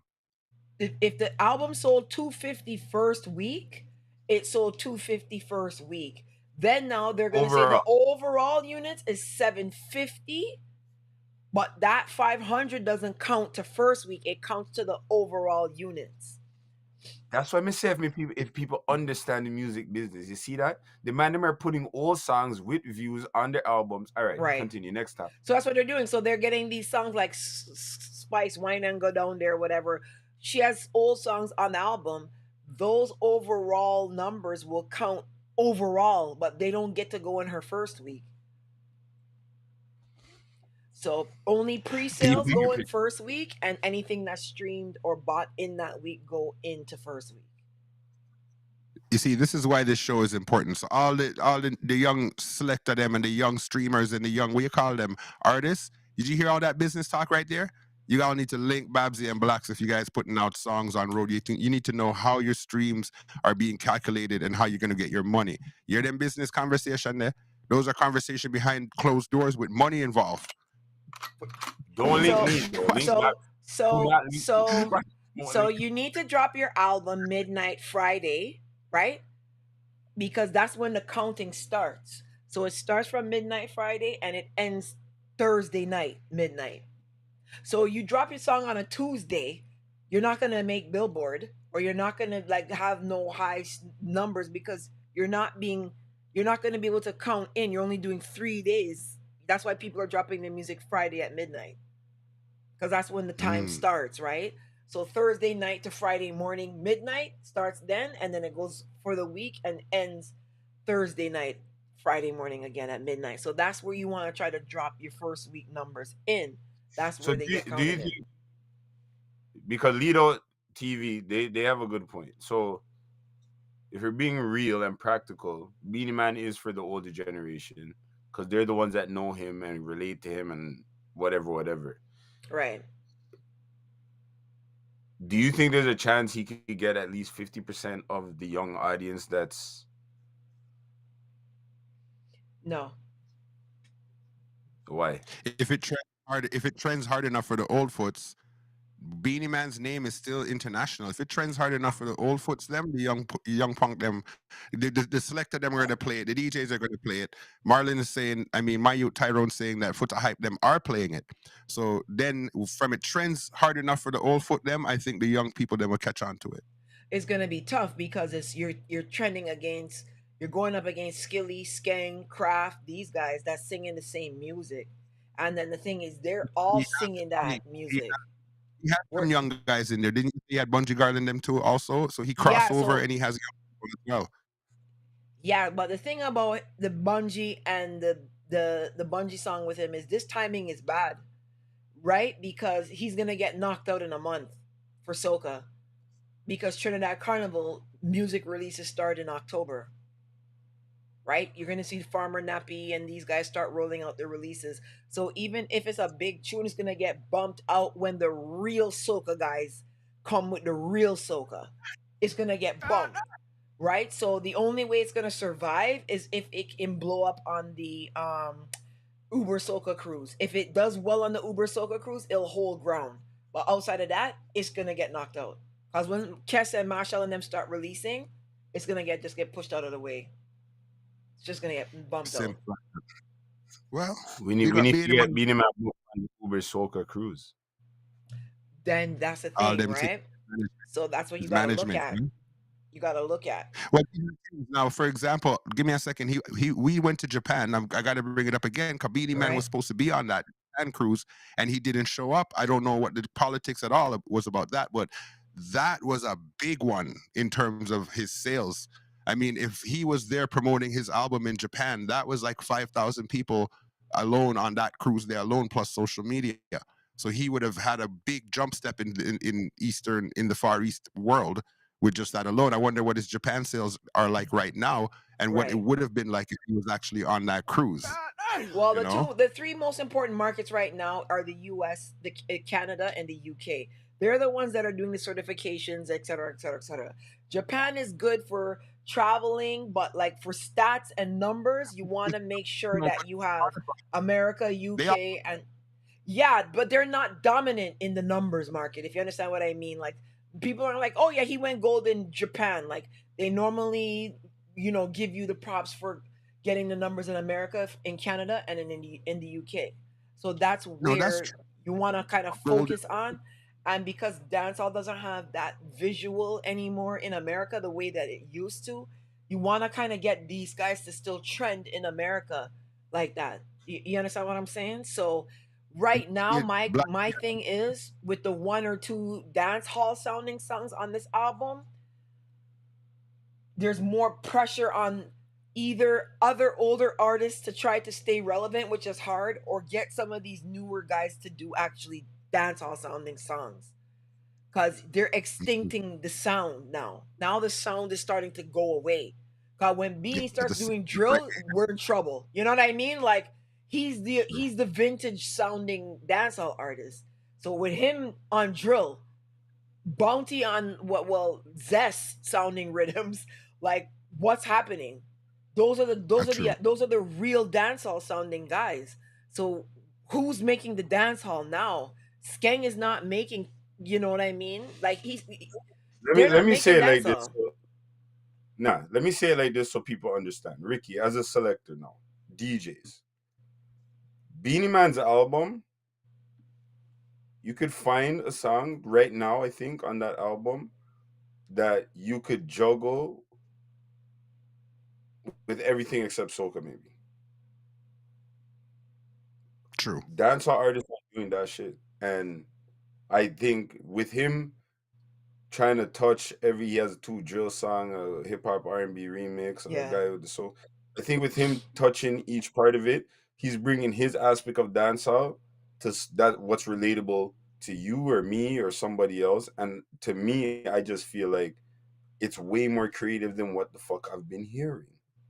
I hear Like you. again, that With that, Masicka album is good, but you can't juggle that anywhere. Half of that album mixes into each other, and we're all gone to bed. We like the songs lyrically and all those stuff, yeah, but with that Beenie but Man it's album, you can mix some songs into a girl segment. You can mix some songs into a hip hop R&B segment. You can mix some songs into he doing the right thing to me.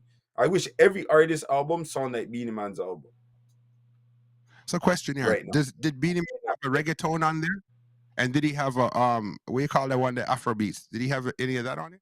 No, he only has like I bet I find a song that mixes with it though, but No, and he that's that's all what I'm I'm saying. surprised. you could, yeah. I'm surprised he wouldn't. Why would you not have an Afrobeats tune on your album right now? And why would you not have And reggaeton? I mean, man, reggaeton. visa. I'm not a visa. I'm not a visa, my lord. This is Bring you it, need man. to talk Bring to it. the Jamaican government. I'm not a visa, so I can't make the link them for go link with anybody to do anything. He has to wait till they come to Jamaica to shoot the video for the youth from St. Kitts. Is that what happened? Bruh. When what a boy name he shot with Chris Brown the other day, Taliban's youth. Yeah.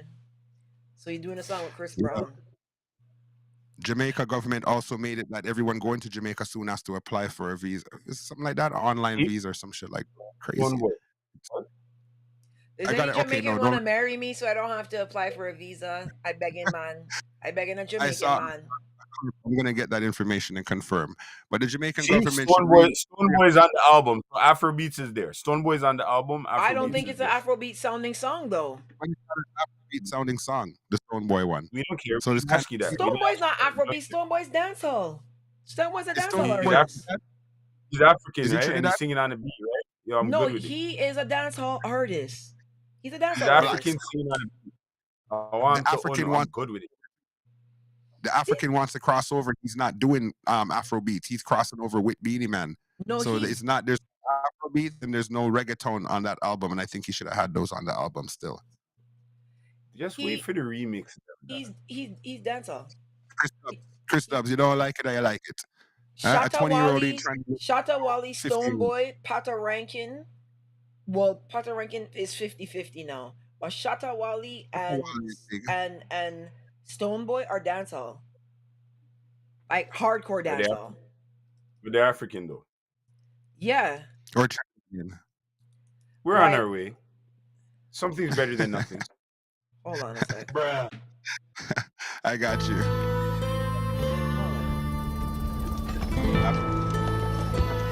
Now, this story begins in a small town in the ass crack of nowhere. A mining town off yonder, on the edge of the frontier. A land of crooks, villains, gamblers, drunks, and whitefoot rattlesnake.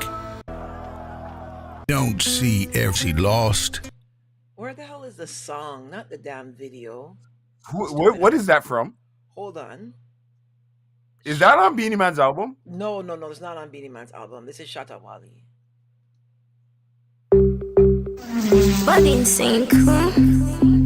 Natisa mi dingi me de kwabe na ringo. Mami po keke tu, ene ma dingo. That's not Shatta Wally.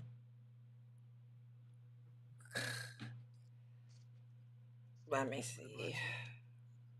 So hold on. Let me get this straight.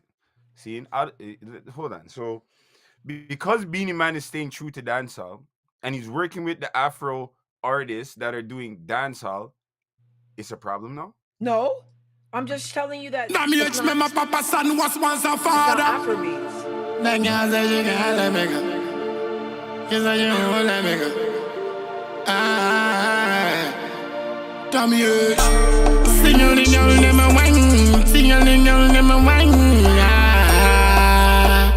Damn it, that girl with the flip flop set. She will die with a man like me. One be ride with a man like me. Straight for your why she want a man like me. Gangsta man like me, just a man like me, man like me. Need my youth, she want a man like me. Say she never I go find a man like me.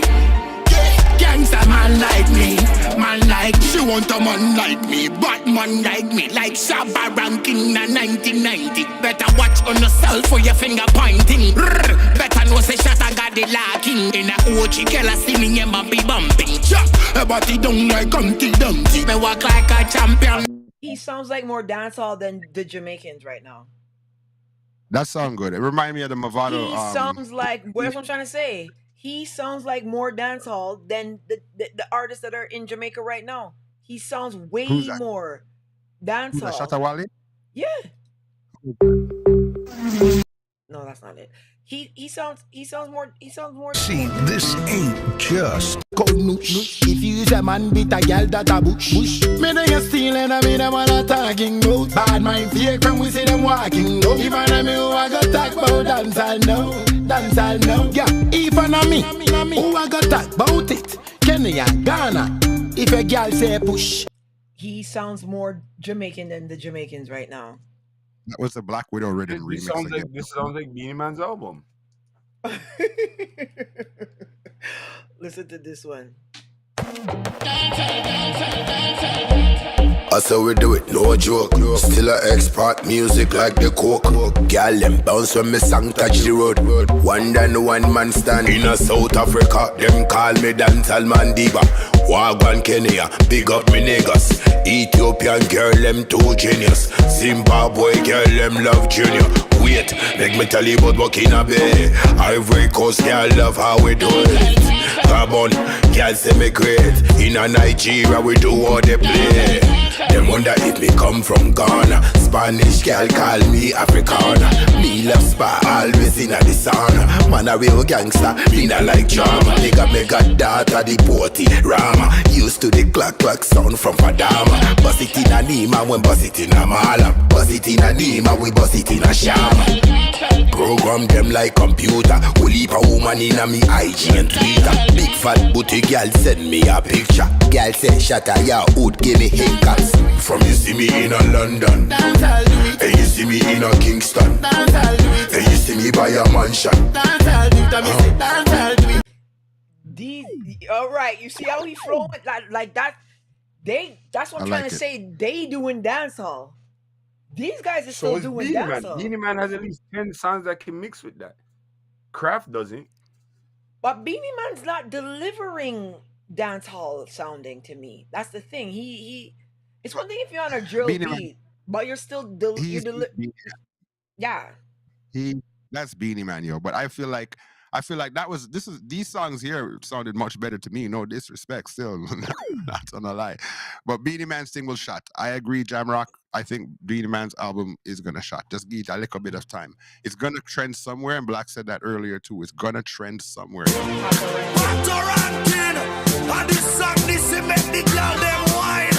Me no want see no girl with the phone in your hand. Put it down, free up time. Move up your waistline. Every girl all over the world. Oh. I'm so excited, it's already weekend. We keep it 100, yo, we never pretend. Can my friends and your friends them be friends?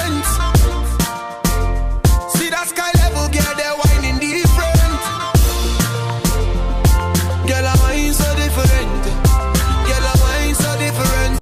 So you hear how their lyrics still sound like dancehall too. Like that's what I'm saying. Guy, before anything, like those beats don't even like dancehall in Jamaica doesn't even sound like that anymore. Okay, so next week, guys, here's what we have on our table. We have a very important task ahead. We have to rank the top 10 songs in the dance right now, next week. Because this is our podcast, giving the top 10 songs weekly now. We've been asked to do this. So we have to give the top 10 songs in the dance next week. Don't give me that half smile, Blacksy. You know you got to give me the top 10 songs. And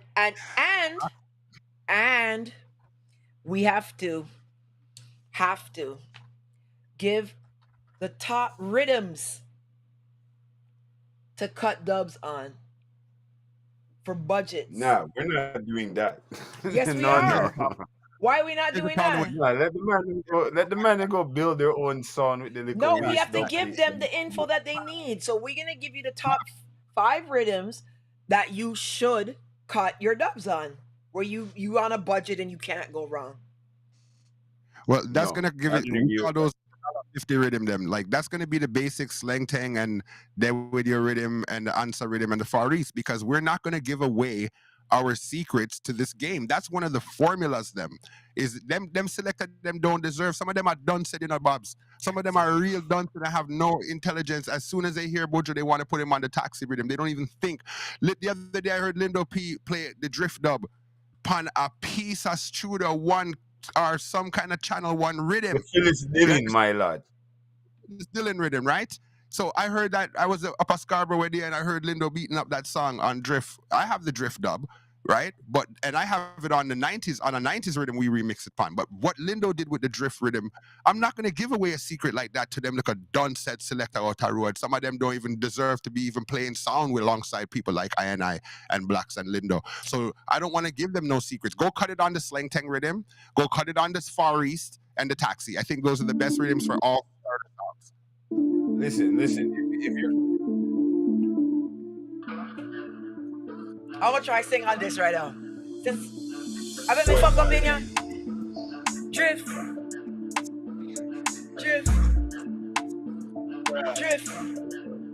I bet me fuck up in ya. Watch ya. Don't know. Can't stop. Big blogger. Something. I saw me rock. I saw me sip me liquor. Move. You. One. Keeper. Yell. Draws. Drop. Quicker. Yell. Sometimes take a picture. I bet me fuck up in ya. Do the dance, guys, with me. Drift.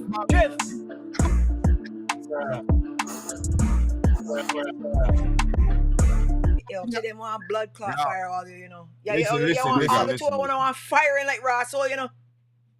Yo, listen. Don't come and play the dub right now. If you play the dub right now, I see you setting up Blacks. Don't fuck around, man. Don't fuck around. Smash it. Me see you are set up, you know. Bruh. I know you setting up, you know. I know you, dog. Nah. Listen.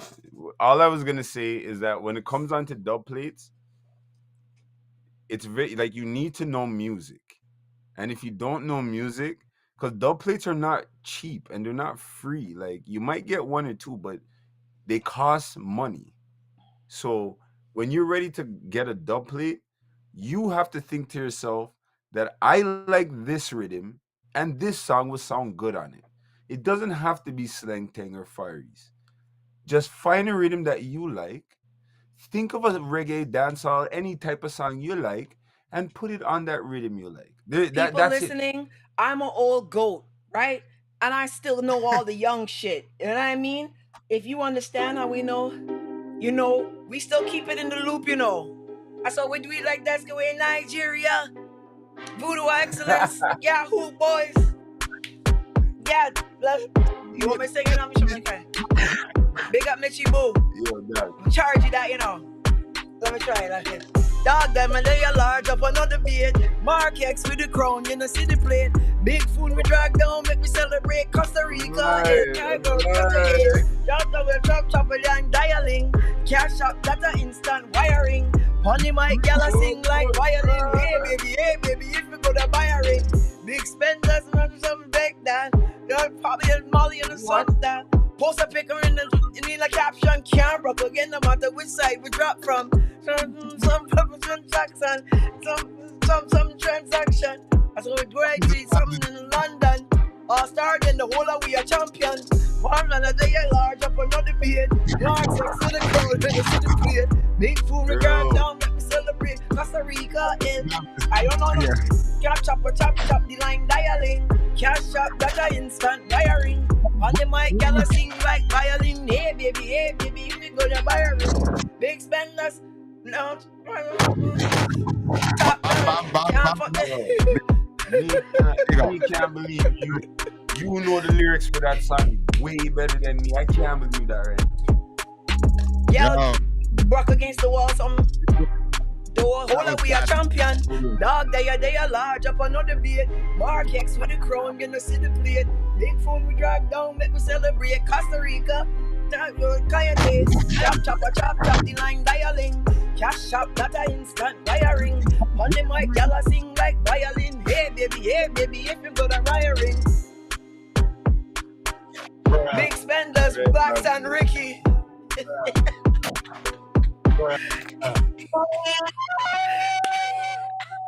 No, that was good. Oh, yo, but she go giving me. Christina said level. You see what I'm saying? And then I'm gonna find something else and hit you with it before we leave. Let me hit you. Let me hit you with something. Dub. I want to hear the dub, man. We play the dub. He's gonna play it. Hold on there. No, why? Oh gosh! I said girls I want money in a walk.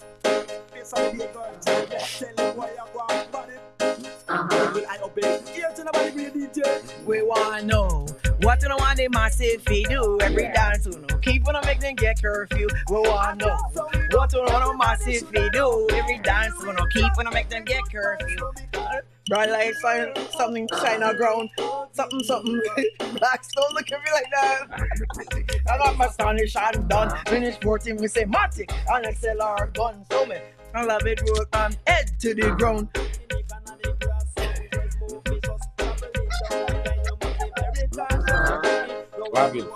Babin, you don't know the lyrics? What you want the massive he do every dance? Nah, you don't know the lyrics. Yo, if this was a dub plate right now, back in the day, we were pressing it, you owe me $75. Right oh, okay. You know what I know? You know what I know I'm gonna do? Because you guys always get shocked when I drop one of these ones on you. Let me try this one. No, we don't want this version of it. Yeah, we do.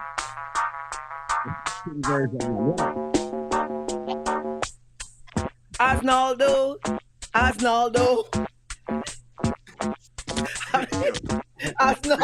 Right, no, yeah, that doesn't go in that reading. It's not this one. We're not the star.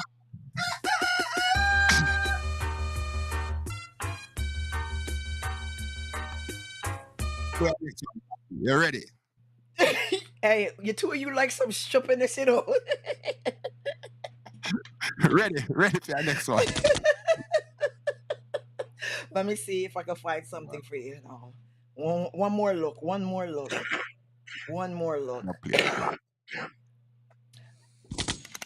let me see. And then we'll go, because we gotta go. It's getting late.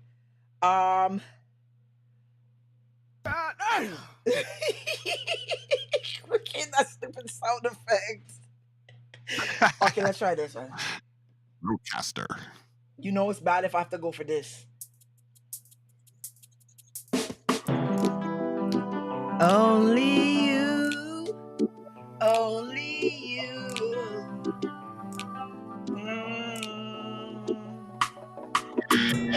you can make me feel just like a king. Why for that? When something to love so real makes me give in. And just like your love is pulling me in. If it's a battle I have for you, I have to win to prove to you my love so deep within. Something I don't like Jack here, he's a baller man, but you know, longing for my baby girl, really know what am I longing for? Babylon don't release Jack here. What am I longing for? Oh my God, yo, what the? Oh, hell. What kind of precautionary statements are you making in the music here, man? That's the reality tune, man. That's what we're saying. Beenie Man. That's reality. You know what, man? Let's try this one. What does this sound like?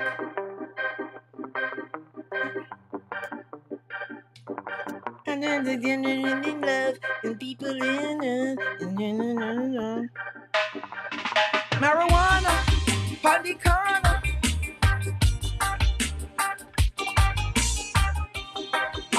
I didn't think that was that rhythm. Your time now. That's your run out of lyrics. No, hold on. No, I'm gonna done you now before. No, yeah, run out of lyrics, my lad. No, my lad, I don't ever run out of lyrics. After 18 weeks, the lyrics can finally dry up. After 18 weeks, the lyrics can dry up. Me know you're gonna run out, you know. Me know you're gonna run out.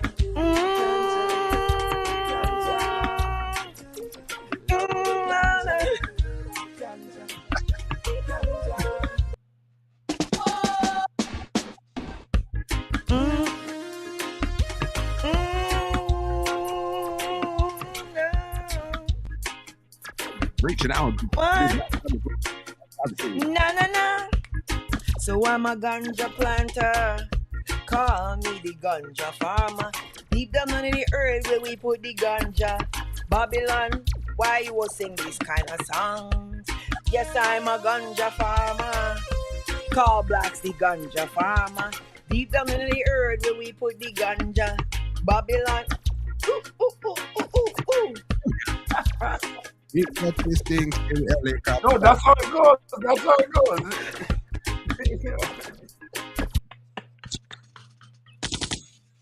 Hey. Yeah.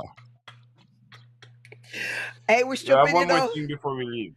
One So more thing before we leave. Okay, let's talk quick before we go. I noticed when you guys were escorting singing melody for the dub plate them, I never hear nothing about done the place dub them. Cause you have enough already. What you want?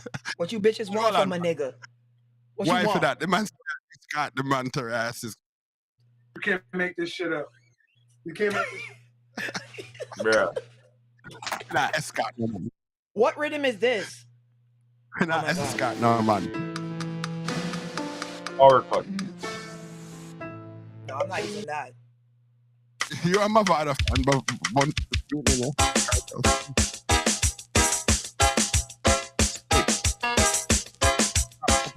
Right one I dropped on you the other day. Watch it. Dangerous.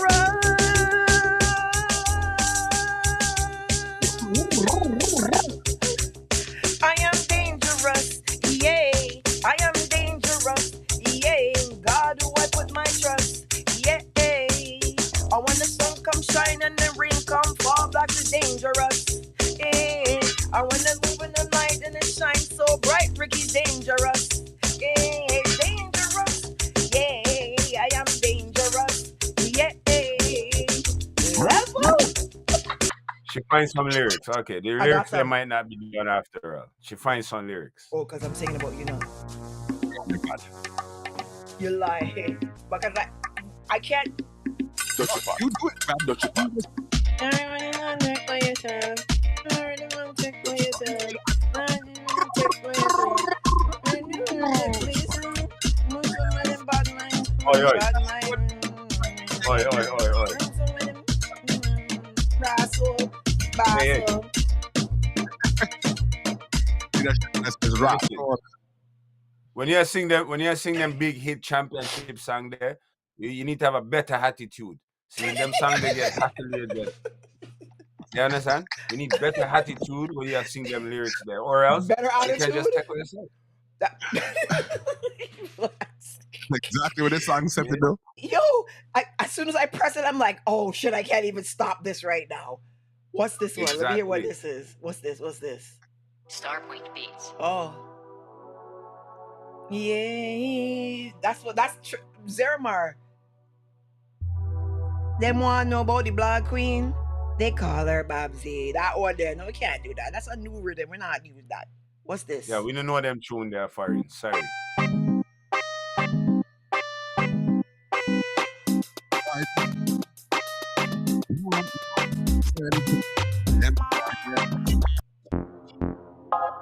Bad rhythm. What's going down? Nah. I'm gonna give. I got. You guys like the songs with the older drum patterns? No, we like news. You didn't just see me shell down some intense. Come on. Last one and then we gone. That doesn't count. No, that's It's my favorite one.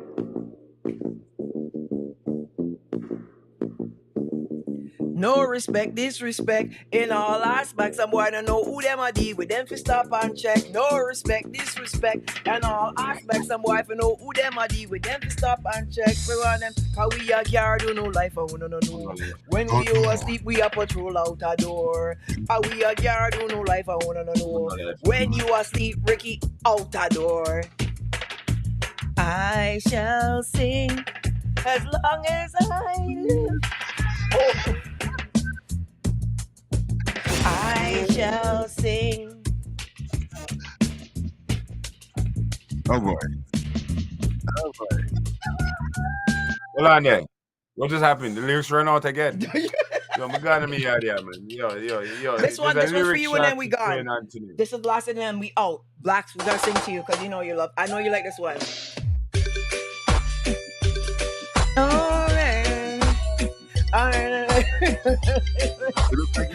Black hat. And baby. Blacksy.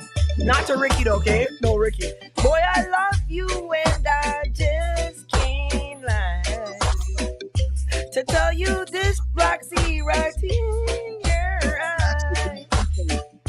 How much I love you and I dare not lie. If I don't get your love, I think I'm gonna die. I will keep you moving, my grooving, my girl. Oh Lord, I can hear the angel in your eyes. Grooving, grooving. Oh no, Black's back on the guitar again. In your eyes. Blacksy, love is a gamble and I wanna take it with you. Jesus Christ. Oh no, oh yeah.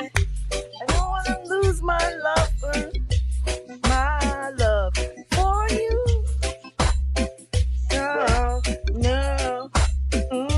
Blacksy, I will take you by your hand and make you understand what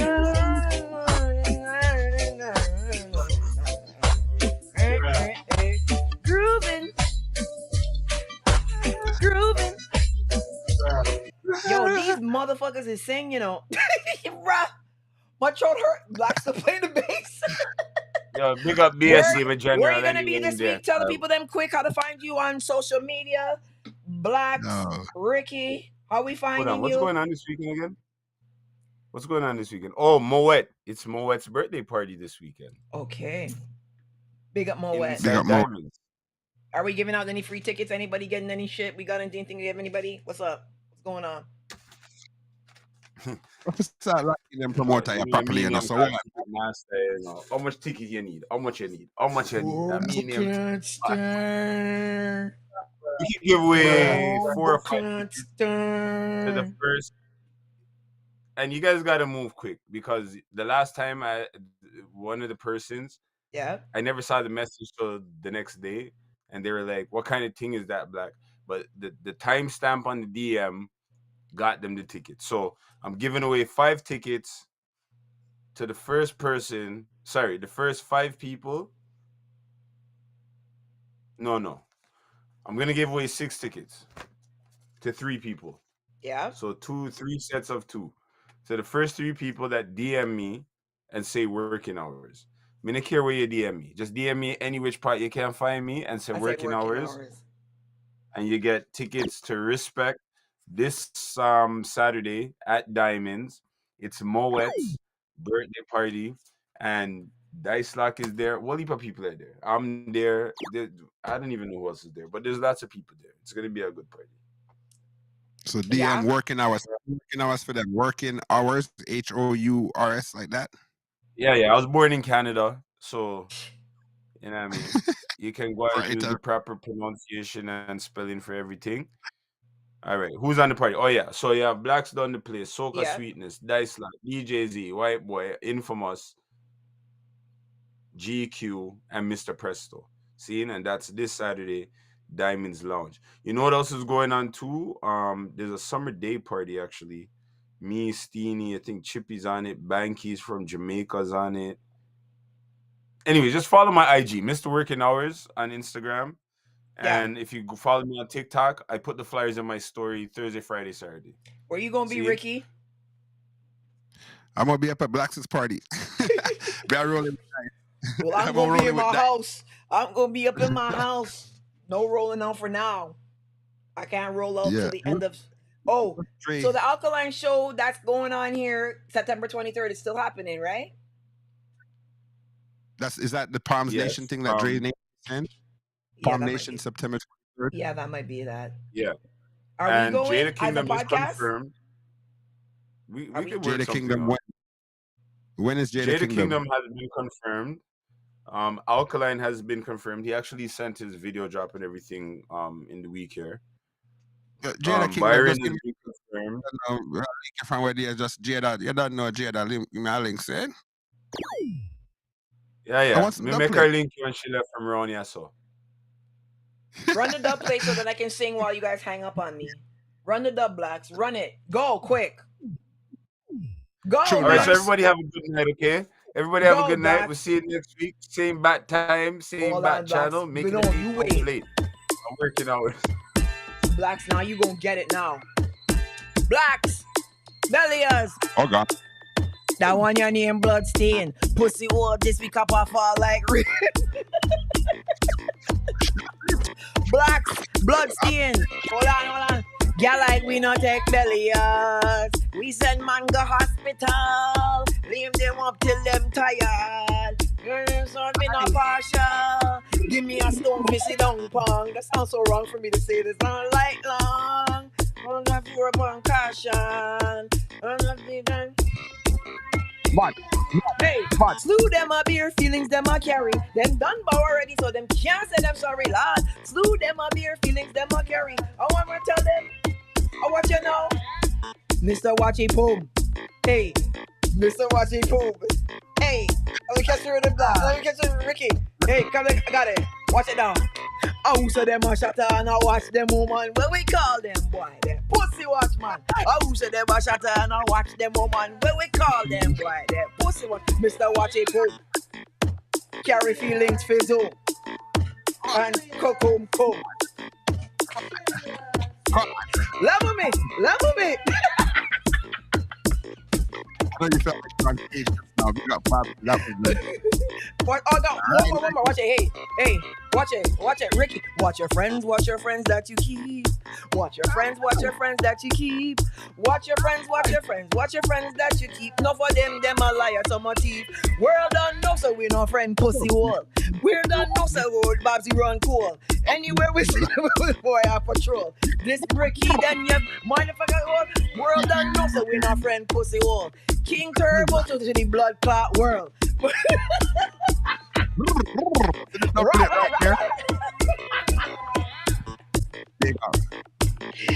Yo, we love you guys. Next week, 8 p.m. Catch us again. Big up Ricky. Follow him, Ricky, King Turbo Ricky on Instagram. And I'm going to put the link in for your videos this week because we were going through your relationship stuff. The people like the topics. So keep them going. They like them, you know what I mean? Not a Turbo thing. That's a completely different thing. But no, big we up know, same but way, it's still a Ricky thing. We support you. It's we support you and everything you do. You know what I mean? That's why Mitchie Boo had to get her that min wrench, because when you frig around in the chat, she gonna blast you with the wrench in the chat.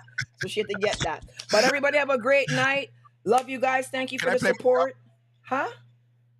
You want to play my dub to end up? Okay, go play. I want to play. But I don't want my face to show when the dub click. I'll be vexed. Why? Go along. Good. Make the people them see your backs. Look. Give me a slap that boss. You know, I represent King Turbo. You understand? Kick it off like a ball and make it run. You understand? King Turbo, where me going? King Turbo. King Turbo, son. I bet me fuck up in ya. Drip. Final tune, big up. Respect. I'm gonna hang up myself on you. I'm gonna hang up. One. Stop. I don't even want to see you right now. Yo, you better bust a dance move for this. Bust a dance move for this. Blacks, tell him. Bust a move for this. Something modern. No water pumpy. We want a new move. Give us something new. Drip. Drip.